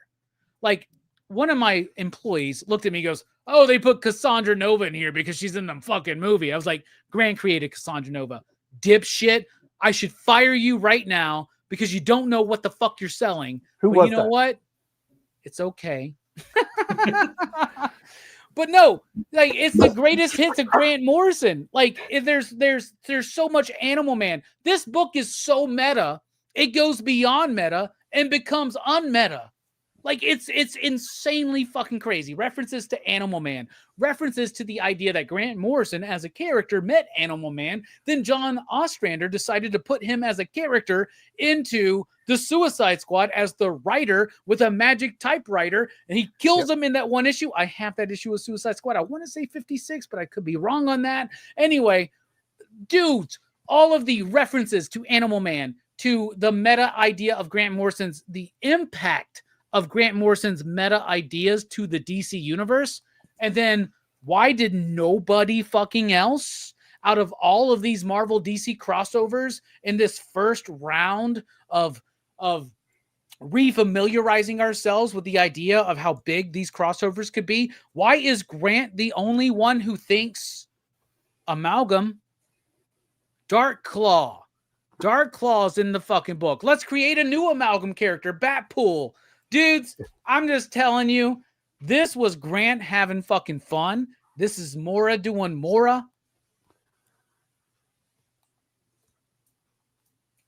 Final thought is, do you see it? I'm just giving you I fucking love it. Stu, what do you think about Batman Deadpool? Hated it. I'm sorry, dude. It did not resonate with me, man. And I had such high hopes for it. Like, oh, I hit the wrong button. Nick, what did you think about Deadpool Batman? Just hit the drop button. Just hit the drop button. Man, fuck y'all, man. Anyway, Stu, No. continue your thoughts. I'm sorry, man. dude, all right. So, you know I love Morrison. High hopes for it. I thought Mora did his thing. Him doing Dark Claw was great. I found his Deadpool to be insufferable, man. It was really hard to get through and read. I do think Sherman was the star of the show on this one. I think their artwork, you know, that splash with Ghost Rider, Dragon, Swamp Thing was like incredible. But man, I don't know. This one, it didn't resonate with me, man. I just thought it was a little bit too cute, and I don't know. It makes me a little bit worried about Grant's comeback. I know he's got some things in the pipeline, but like, I don't know. I feel like a lot of people fall into this trap with Deadpool and Ryan Reynolds. They want to write in that voice. They want to be funny. They think they can pull it off, and it doesn't always work. And for this one, he just felt like way too wordy, way too mouthy. It didn't work for me. It was cool to see Dark Claw, but it just felt like a cheap move with the Dead Bat really work for you, bro? Dead Bat really work for you? Honestly? It did, because let me tell you what a cheap move is. A cheap move is doing a Marvel DC fucking crossover. That means they're desperate. Okay? It's way better than Marvel's side. Here's the thing. I respect your opinion. I will firmly disagree, and I'm disappointed. And I feel like I'm about to be more disappointed. That's okay, Stu. You don't have to like it, but I feel like it. I love you, Grant. I love you. I think it's over your head. I love you, Grant. Anytime somebody doesn't like a Grant Morrison book, that's my response. It's just over your head. Nick, what about you? What do you think about this book? God damn it. God damn it. I don't know. I know what I'm these guys about are to be talking about. fucking disappointed right now. I just saw I your love comment. it. I don't know what these guys are talking about. Son of a bitch. No.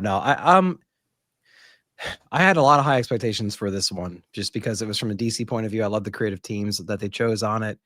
But yeah, I just don't like Deadpool, man. I don't. And I got a fraction of the Morrison references. After I watched your review on it, I'm like, I just don't know Morrison enough to appreciate some of the references that was on there. And shame on me for not knowing that. But I think if he's creating his own story and doing his own thing and not shackled by the powers that be, I don't think he chose Deadpool. Do we know that? Do we know if he chose a Deadpool? You know what I mean? Like the whole premise of this book was Deadpool, he didn't. Batman. He was asked to do this. He said, "I don't know if That's I what want I'm to do saying. this." So, like, and then Grant said, "So there's a bit of dialogue. It's not dialogue. It's actually, I think, something scribbled on the page. I don't even remember what it was. It said something like, doesn't have to be your best. Just fucking like whatever.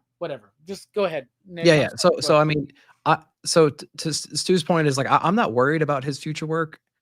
I'm just disappointed that he did his best with this, and I am not well versed enough to appreciate what was done. So that's what I'll say in response to what Robbie was saying.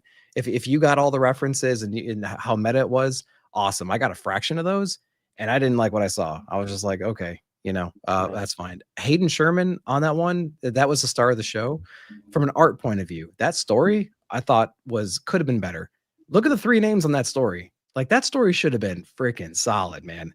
But comparing and contrasting how magic is used in both universes, I'm like, sure, but I could have done with like, just give me a villain that they team up on and take on in the magical world, and they approach it from their 2 unique perspectives.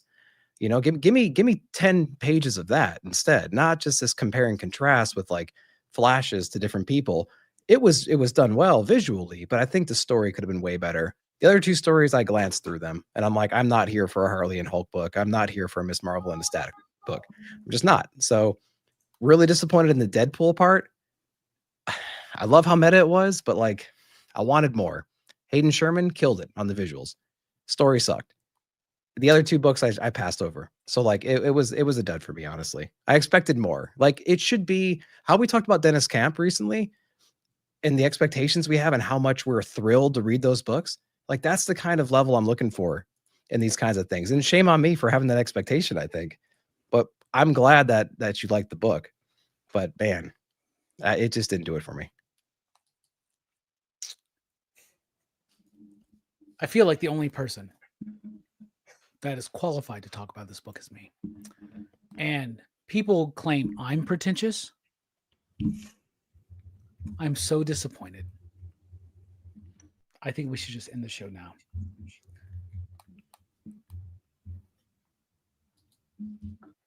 Eric, what'd you think? Oh, Robbie. The joy God, that you had with this book has filled my heart. And I got to tell you, as your friend, I'm so glad that you were able to have that experience with the book. Oh, that's the worst insult. Like, I hate it when somebody shits on a book, means but the I'm glad world you to liked me. it, though. You It means the fucking world to me that illiterate you piece of shit is what you're saying, man. I get were it. able That's to fine. get something from this book that clearly none of us were able to get from this. It's just, yeah, it's really important to me that you have a level of satisfaction in your life through Grant Morrison's work, particularly Batman Deadpool, that was fulfilling and enchanting and charming and refreshing and bold and daring. And I'm happy for you. Yeah, we're just not Morrison scholars, man. It went over our heads, like you said. We're just dumb, that's what it is. Luddites. Yeah, we're big old dummies. But more importantly, cavemen. I'm really, really happy for you. So Brian, what about you? What do you think? Love you, Robbie. I love the issue myself. Mainly those two, though. Don't just say that, man. Don't just say that to make me feel better, dude. Okay. Well, you know, John Cena's only got 2 more matches left in his career. You know, I'm already feeling low right now. Okay. And then these guys. It sounds like a dark. Hold on, man. He said like 2 sentences. Dude. For me, when I bring up a Grant Morrison comic, they decide to line up and kick me in the fucking balls, dude. That's what they're doing. Okay. Look, I'm not going to funhouse you here, man. I'm not going to funhouse you here. I'm getting funhoused right now, man. This is worse than Funhouse. I don't give a fuck about Funhouse. Jesus. No, but I actually did enjoy it. I didn't have high expectations of it because it's a Batman Deadpool book. Well, that helped. All of those crossover type things, I'm always like, because, you know, you get your hopes up, right? Today's expectations are tomorrow's disappointments, right? I mean, so like all those things that always sound good. Like I approached both of those with trepidation. I wanted to get them because I wanted to see what was in them. And yeah, heck yeah. Some of the, well, that one's kind of, yeah, that's a deep book. That one's a hard one. But yeah, so it exceeded my expectations. I mean, and I'm not sure I got every reference in there, but like it was pretty cool. You know, every time you turn and get one. Why the fuck is Billy on my side and nobody else except for Brian? That's how you know you're wrong, Robbie. Oh, shut the fuck up. I mean, this is the universe telling you. No. Love you, Billy. But I will say I do agree on the story on that Constantine and Strange one. More, I wanted it. I know I just said it was like the best 8-page, 9-page story or whatever, but I mean, you can only do so much in those, right? Yeah. I mean, those two with their different styles, because like I did like you know how they got along at the end, like appreciated what the things were, right? Mm-hmm. You know, and that could be a seriously cool crossover. Yes. You know, like 5-6 issue story, you know, and everything like that. That could be like just badass. So like, I think that was part of why I liked it so much, was the potential of just thinking of those types of things. Cause I think they nailed the characters of both of them like exceedingly well. Right. I mean, that's the way both of those guys are, you know, and I thought that was good. So yeah, overall, I enjoyed it. It's the first time I bought more than one cover for a comic in quite some time, and I ended up getting 3. So, I mean, it's really hard to pass up that Frank Quitely. That was one. really good. Yeah, it was cool. And then I got Hayden's too. So many bangers. Yeah. and then the Jay Lee one. So yeah, it's pretty dope with Barda and Rogue. Anyway, yeah. It truly is a Black Friday, y'all. Oh my God. Oh, Wow. Lord. You want me to come over? Is it that serious? I just feel like I don't think you guys understand maybe, the level God forbid, of love he has. God forbid Grant Morrison has some fucking fun with the goddamn bullshit crossover, but whatever, whatever. It's not goddamn The Invisibles. It's not the filth. Like God forbid, but whatever, whatever. I'm not mad. I'm not upset. I'm not overreacting. I feel like you're lying. Yeah, I can't wait for the feel like Sticky you're doing all Goose those YouTuber crashes out video part 2. Dude, me neither, man. That would be great. Man. Let's go. You're a lot more vocal about your feelings than during the Funhouse one. So that's why I feel like, maybe you are. Time for rapid fire. It's time to end the show. It's time for rapid fire. Stu, what are the best of the rest? What do you got? All right. Not in the mood anymore. Yeah, no, books that were incredible. Colossal Kaya, #1, deserves all the love and respect. Great little anthology issue. We had Nathan Fox, James Herron, Mike Huddleston, Declan Shalvey, Ryan Stegman, all taking their turns inside this amazing fantasy adventure universe that Wes Craig has built out. So again, Kaya is one of the best indie comics on stands month to month. I think we can all agree on that one, right, fellas? Robbie? Maybe. Fair enough, buddy. Fair enough. Got to shout that one out, though. Colossal Kaya, #1. Also, Savage Sword of Conan, #11. Liam Sharp doing the goddamn thing. Yep, that was one of the list. That's a good one. One of the best Savage Swords issues we've had in a minute, and really incredible story from Liam. Also, one of the best smelling books on stands month to month, man. That book smells just incredible. A lot of bangers. I do want to highlight one that I didn't think I was, going to read or maybe enjoy, but really surprised me. Infernal Hulk #1 was badass, y'all. Nick Klein did the damn thing on the artwork. That was just a gnarly ass first issue. I've been in and out of Philip Kennedy Johnson's run on Incredible Hulk, and everything he's doing there with Mother of Horrors and all that, and The Eldest, all that stuff. But this opening salvo was awesome, dude. It's cool to see Nick like kind of unleashed doing his thing on this book. And I don't know, there's still so many good ones. I'll shout out Devil on My Shoulder #1, Kyle Starks, Pure Tor, Kowalski, the team from Where Monsters Lie, doing a really like shocking and intriguing revenge story, the chapter 1 of which just dropped this week that I really enjoyed. So I want to shout that one out. Those are some great picks, man. Yeah, man. Thanks. It doesn't redeem you in my eyes, but those are That's some fair good enough. picks. Fair enough. Nick, what about you? Final thoughts and not final thoughts, but rapid fire. Okay. All right.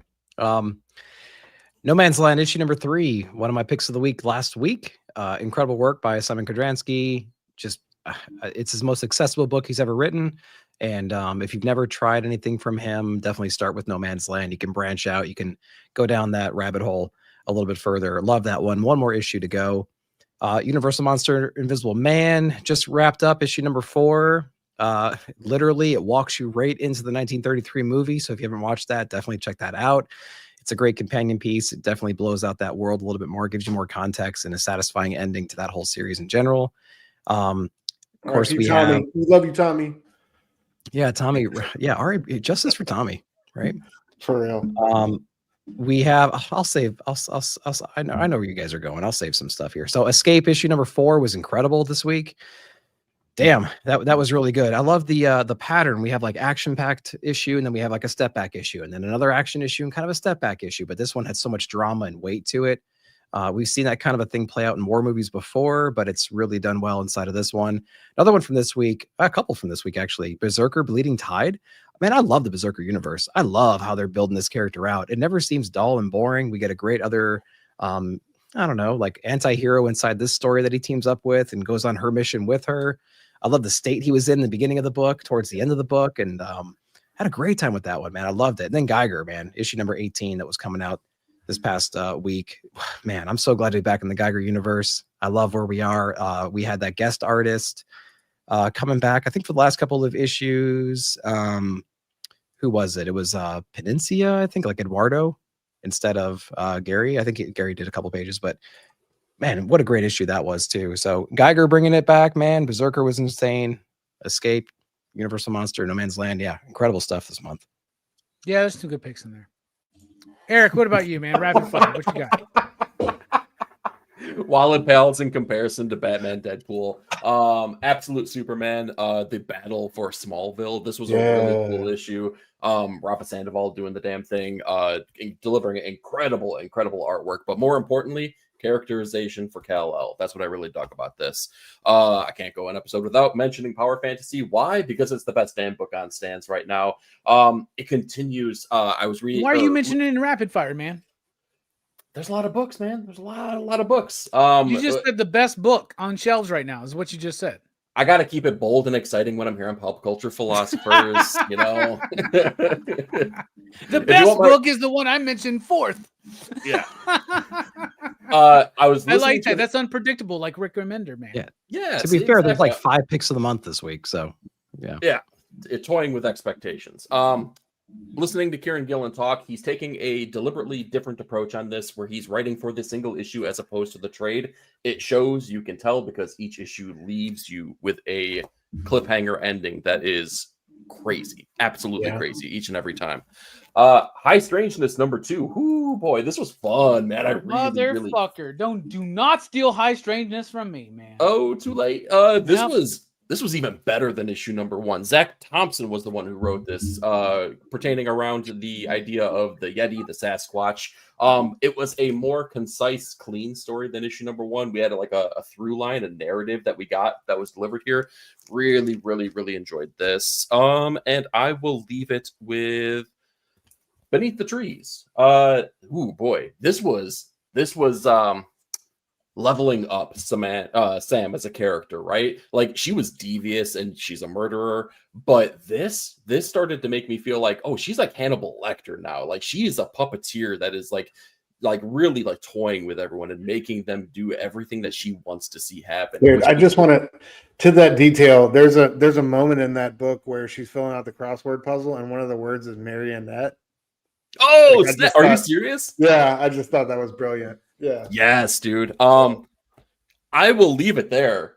There's a lot of other good books that are still left unmentioned, though. So I can't wait to hear what you all have to say. Yeah, those are some good books. Would you get the fuck out of here? Ryan, what about you? What's the best of the rest? Rapid fire. Man, bummer. For fans of Grant Morrison. Well, yeah, so it does look like I read a lot of DC books, and I realized it's probably because it's over half my pull list these days. Yep. And because of the no repeat thing, like I only have 3 books left in my stack, but Absolute Wonder Woman. We've talked a lot about Hayden Sherman, art on it, and I like that they do these 2-issue interludes in between, actually. And Mateus Bergara, though, like, yes, my goodness, man, it's some gorgeous work, man. And like, I think he was the artist on Coda. I don't know if you all read that, but yeah, that's a good book. That's just a beautiful book. It's awesome. Mm-hmm. I've loved every issue of this series, and I think this was a good 2-issue short story too. You know, I thought it had a lot of impact, and I love the resolution of it. You know, like, she thought she was, just a mirror, a counterbalance and everything, and they bring in, the greater context of everything. And, I just thought that was really solid. And then got New Gods 12, the end of this run. I'm not sure what to say about.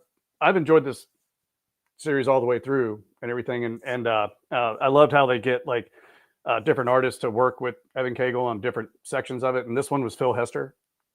So like it's great stuff. I don't know.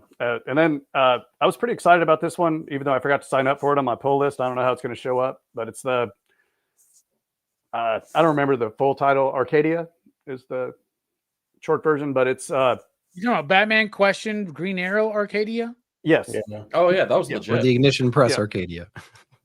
yeah. Yeah. Well, It's called Arcadia came out this week, man. 2 for Arcadias. yeah. So this is it's Gabriel Hardman, who's phenomenal. He's writing and drawing it too. His Batman in this is brutal. It's great. I love the design here. And then this cover though is like Bill Sienkiewicz, like the classic. It looks kind of like that Batman 400 cover, with Batman and everything. But the question run, Denny O'Neill's question run is very special to me. That's one of the best runs I've ever read. And Yeah. if you get a Period. chance One of the to best read, runs at DC, period. Right?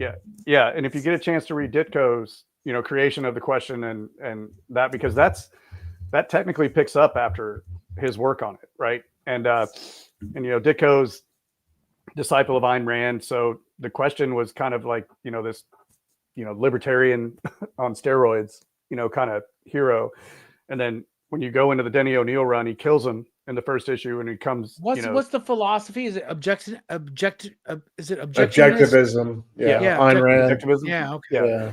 And then Denny O'Neill turns all that, basically kills him the first issue. And then, then he gets trained by Richard Dragon and It becomes they very bring zen. Yeah. Right. Yeah. Yeah. So good. And they bring in Shiva and stuff like that. But there was a 3 annual run part of that run where it was a continuing story in Batman, Green Arrow, and the question. And it was one of the highlights of that run too. So like, Oh, shit. that's like when I saw that, and plus it's Gabriel Hardman, right? When I saw that he was doing this and was talking about the run, I was just like, and yeah, it's a good story. And plus his art it's so good. Anyway, yeah, I don't know. All right. That's what I got. All DC. Some great picks, man. Really good. I really like those, Brian. You're really a fucking spot on tonight. All right. Such a dick. Thank you. For my rapid fire, I I got agree. G.I. Joe number 13 and 14, the first 2 chapters of the Dreadnought War. Josh Williamson, Tom Riley, Jordy Belair, Russ Wooten. Belair doing some of the greatest coloring she's done in the latest few years. In my opinion, Tom Riley is the star of the fucking show. And after what I thought was a little bit of a step down in arc 2, Joshua Williamson really kicks it up in arc 3 for G.I. Joe. Then I've got Crownsville, issue number 1. Written by Rodney Barnes. I do not remember who the artist is, but is a true life paranormal ghost story on a mental hospital that eventually got turned into a mental hospital mostly for Black Americans, right? And the story is really cool. The visuals are super atmospheric, and the story is crafted in such a way that really engages us, and I really think that needs a shout out. Also, news from the Fallout, issue number 6, the final issue of this series. The artwork by Jeffrey Allen Love has been phenomenal. The story by Chris Gondon's been good, but I love the way it ends because it ends in your typical Romero Night of the Living Dead fashion, but it does it in its own way throughout the structure and pace of its own work, and Love's artwork using nothing but silhouette and being able to have all characters be identified and keep the action working. One of the best zombie comics in comic book history, I think. Then we've got DCKO issue number 2. I fucking love this book. I thought it was amazing. Scott Snyder just going balls to the wall with it. Superman gets his hand cut off by Lex Luthor. Y'all, that was some spoilers. Sorry. But you know what? If you made it 2 hours into this show, you deserve that spoiler because you should have been reading DCKO. But I'm loving DCKO. I think it's super, super fun. Most of the rest of my picks have been picked out by everybody else. So what a great show. What a great panel here.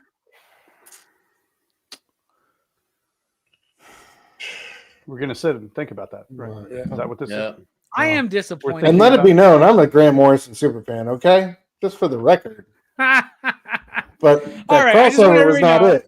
I'm exaggerating it for the bit. I'm not really this upset, just so everybody knows, because I don't Can't want wait for anybody making a backstage. fucking video about me. Yeah. Sure you do. Stu, thank you so much for being here. Final thoughts, what you got coming up, my man? And thank you so much for having me. Always a pleasure to be here with you at the end of every month, talking great comics. I can't wait to get to the year-end recap next month. But yeah, Dr. Doom's Fan Club, you can find me there on YouTube and IG. Ink and Insights every Wednesday night with E down there in the bottom right, 9-panel grid, 9:30 p.m. Eastern. And I will have a new Surrounded by Short Boxes, which is just me talking about old back issues I love, up next week, covering Alan Moore's Forgotten Clayface story from a Batman annual. So look out for that next week. That's good shit, man. Yeah, man. Thanks. Yeah, Man. that's really good. Thanks for having me. No, I'm talking about like his Clayface story, right? You're talking about the globe-headed fucking Clayface, right? Like, Preston Payne, indeed. Yeah, that's good shit, dude. That's really good dude. shit. Yeah. Even almost I didn't remember that fucking book. So that's awesome, man. What about you, Nick? What you got coming up? Final thoughts. Thank you for being here. By the way, links to all of these beautiful people's channels in the description below. But if you want a really true Grant Morrison comic book fan, follow Pop Culture Philosophers. There you go. Nick, what you got?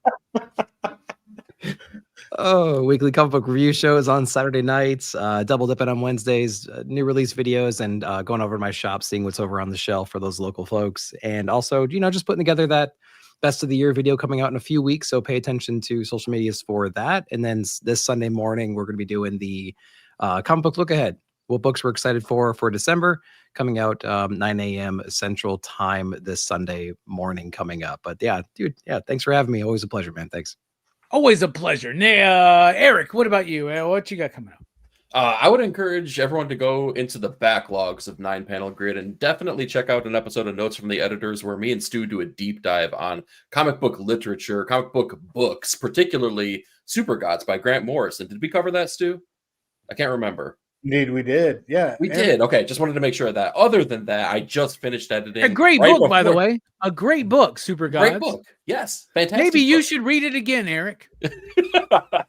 Other than that, I just finished editing my year-end video right before we jumped on here, so I'll be on the lookout for that coming out shortly. Other than that, every Sunday morning on the pull list where I go over my thoughts on all the weekly comic books, including some that we talked about right here today. Hell yeah. Super Gods is a great book. My copy is signed by Grant Morrison. You got Didn't the get one to meet up him. on I just bought it online. Oh, hell yeah. But hell yeah. I would love to meet Grant Morrison. That's my number one goal. Grant Morrison to meet. Number 2, Rob Liefeld. In fact, I'd love to meet with the two of them together and work on a comic with them. And I feel like none of you would like it. No, that's but you know what? It would still be the best comic book of all time. All right. Brian, thank you so much for being here. Final thoughts. That disrupted my thoughts, man. No. Yeah, I don't know. Yeah, I'm not sure what I'm have coming up next. Maybe I'll be on the year-end review show. I don't know. I'm going to New York Comic Con this year for the first time. I figured that out this week. Next year. Next year, cool. yeah. I figured that out this week, and I already got a place to stay. So Nice. Hell yeah. So I'm pretty excited about that. Never been. Yeah, that'll be And fun. that's where a lot of the people from England come, and everything like that. So I'm pretty excited. So Dang, man, I'm jealous.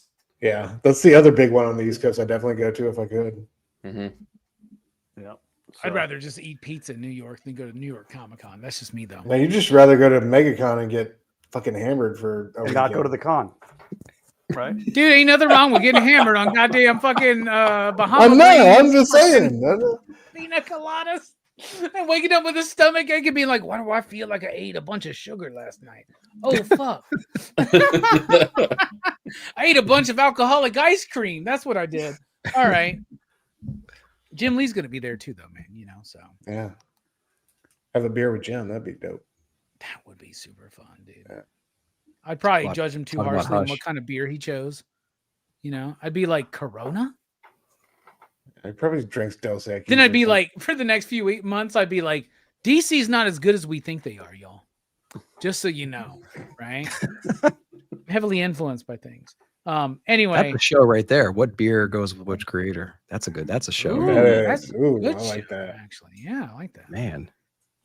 All right. Well, another great monthly comic book review. We'll be back here live on PCP Monday night for White Christmas, Oh, love starring it. Hey. Bing Crosby.